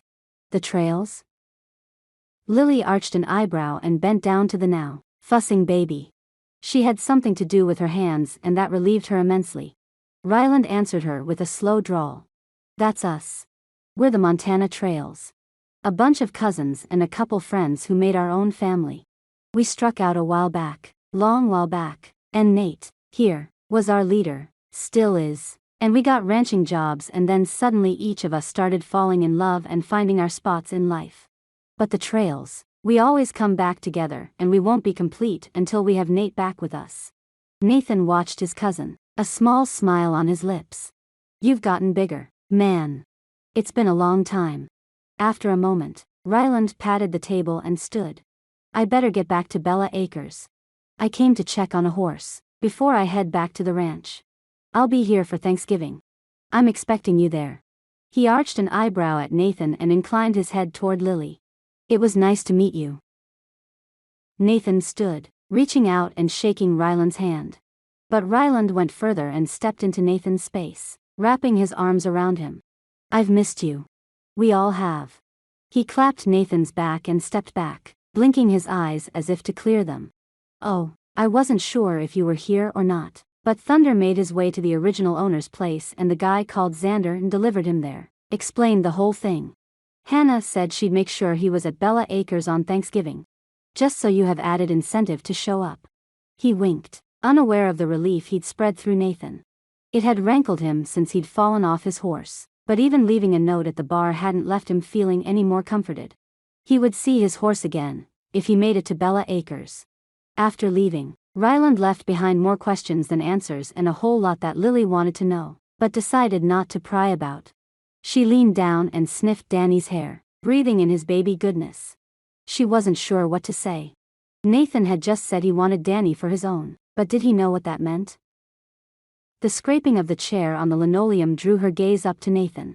He approached her with long strides that ate the short distance between them. He stopped, inches from her, and took his hat off, tossing it to the side. Lily, I'm still going slow, but I consider Danny mine. You're mine. Lily gazed up into his deep blue eyes and swallowed. What he was saying was enough to turn her heart to jelly. But we're taking it slow. Oh, yeah. We have to take it slow. What would people say? His slow side, smile curved and wrenched at her heart. He leaned down, careful not to squish Danny in her arms. He brushed his lips across hers with sweet intent, and it was the first time since the clinic that they'd kissed. Lily was starting to think she'd imagined it. Thankfully, she wasn't, and the tug to her heart was exactly what she needed to believe broken hearts could be tamed and love could grow from pain. Epilogue. Nathan, Bella Acres didn't look the same. Snow swirled on the ground, collecting in drifts on the sides of the roads and against the fences on the peripherals of fields. Do you think they'll like me? Or do you think they won't because I'm not Emma? Lily blinked back her tears and laughed at herself. Look at me, hormones and all. She reached back and touched Danny's head in the car seat to make sure he was all right. It's Thanksgiving dinner, Lil. Nothing bigger than that, and I promise they're going to love you. They miss Emma. I know it. I do, too. But you're special. You're going to fit right in. Nathan's heart didn't burn with loss anymore when he heard Emma's name or when he thought of his first wife. He loved her. He would always love her. But she'd been taken from him and he had to try to heal. Lily had healed him and he loved her. As they took things slow, he still lived out in the apartment above the barn and respected her privacy as well as protected her and Danny's space. He was there for whenever she needed him. They both had a sensation of forever when they were together, so taking things slow was the best way for the both of them. Hopefully, though, Lily's idea of slow matched his, because he was ready to propose to her. The drive to Bella Acres had been fast, and as he pulled up the drive in the 4x4 Jeep Lily had traded the Nissan in for, Nathan nervously checked for how many cars, and if he recognized any of them. He hadn't called to ask if it would be okay. Ryland had demanded it, but Nathan wasn't sure it was still what was wanted. Nathan hadn't even announced that they'd be showing up. He'd simply packed Lily and the baby into the car after telling her to get ready and drove in that direction. He was ready to say goodbye to the Nate Rourke he used to be and move on to be the man he needed to become. That man had a lot of repentance ahead of him, but he could do it. He could face his mistakes and the hearts he'd hurt, and he could heal them one by one. Parking the car, he rounded the SUV and opened the door. Lily grimaced at the burst of cold air. "He's waking up and I need to feed him. Can we take a second?" She searched his eyes and, in a way, he knew she was offering him a moment alone. He nodded with a smile. "Sure, I'm going to step over here. Let me know when you're ready." The wind blew, but only slightly, as it had to work around the broad angles of the newly rebuilt barn and the updated ranch-style home. Winter always hit Montana whenever it felt like it. They once had gotten snow in the middle of July. This year, Mother Nature had decided to keep things traditional and snow during the winter months, and Bella Acres had gotten her share. Nathan had worried he wouldn't feel Emma there, or that he would feel it so harshly he'd regret everything he'd worked toward building. But he could feel her presence in the caress of the wind as it swirled around him and in the warm glow of lights spilling from the windows onto the snow-covered yard.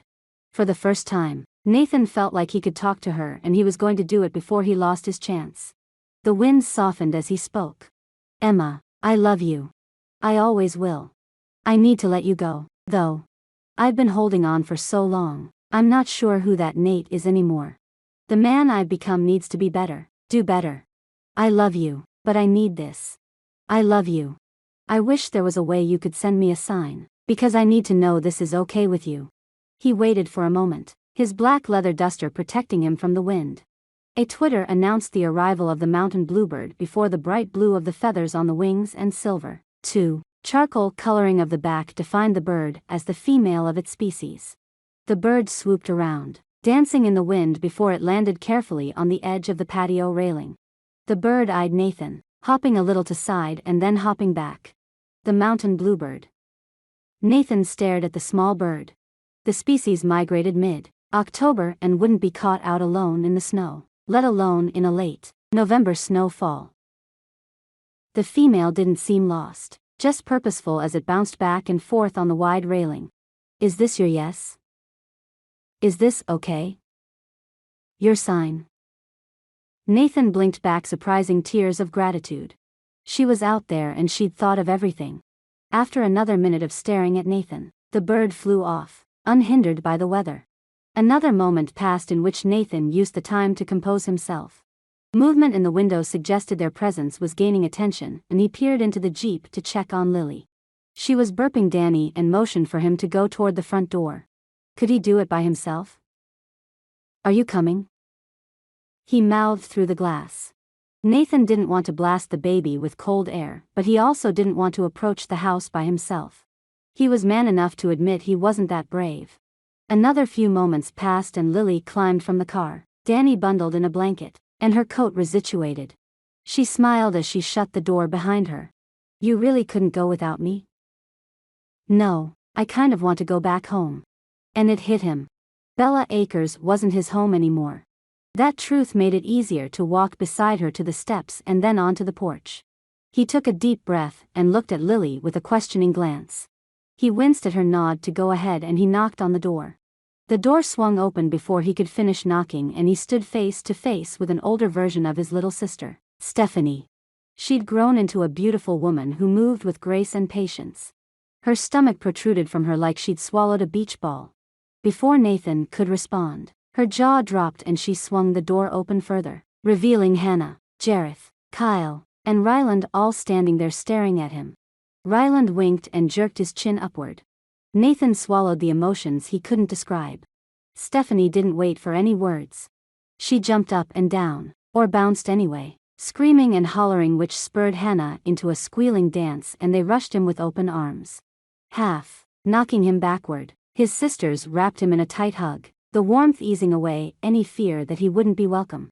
He closed his eyes, welcoming the embrace. Jareth and Ryland called to more people in the house, and they started coming in droves to swarm around Nathan. He glanced back to call Lily in, but his family had wrapped her in their arms as well and moved her inside with the wave of trails and their significant others.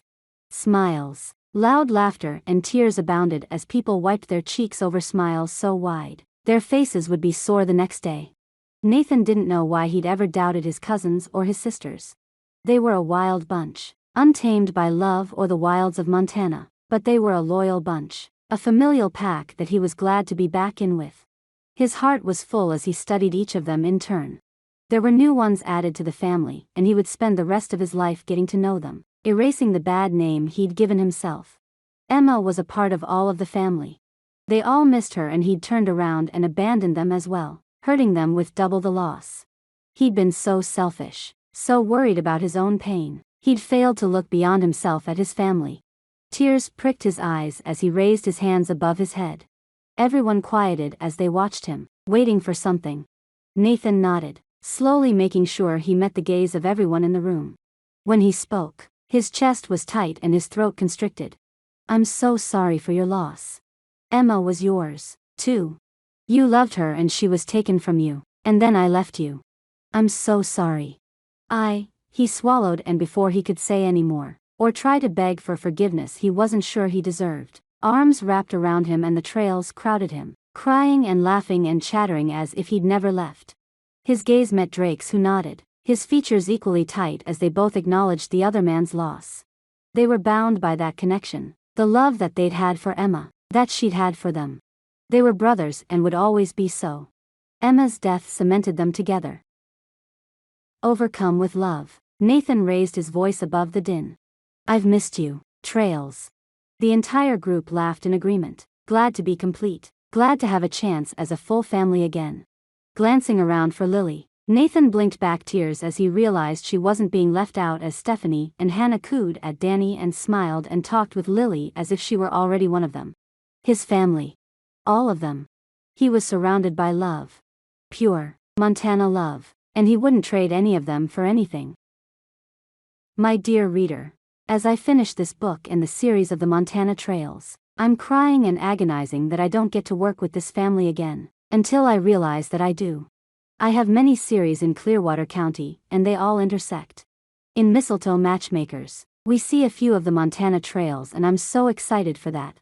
Now that I have the Montana Trails to add to the collection, I'm going to continue with more of this terrific family. Maybe their kids and others will get highlighted. Who wouldn't love that? I figured that if I'm going to miss these amazing men and women, maybe you will, too. I need them in my life, and I can't wait to see them again with babies, and kids, and doing what they do. Thank you so much for sticking with me and seeing this series through to the end.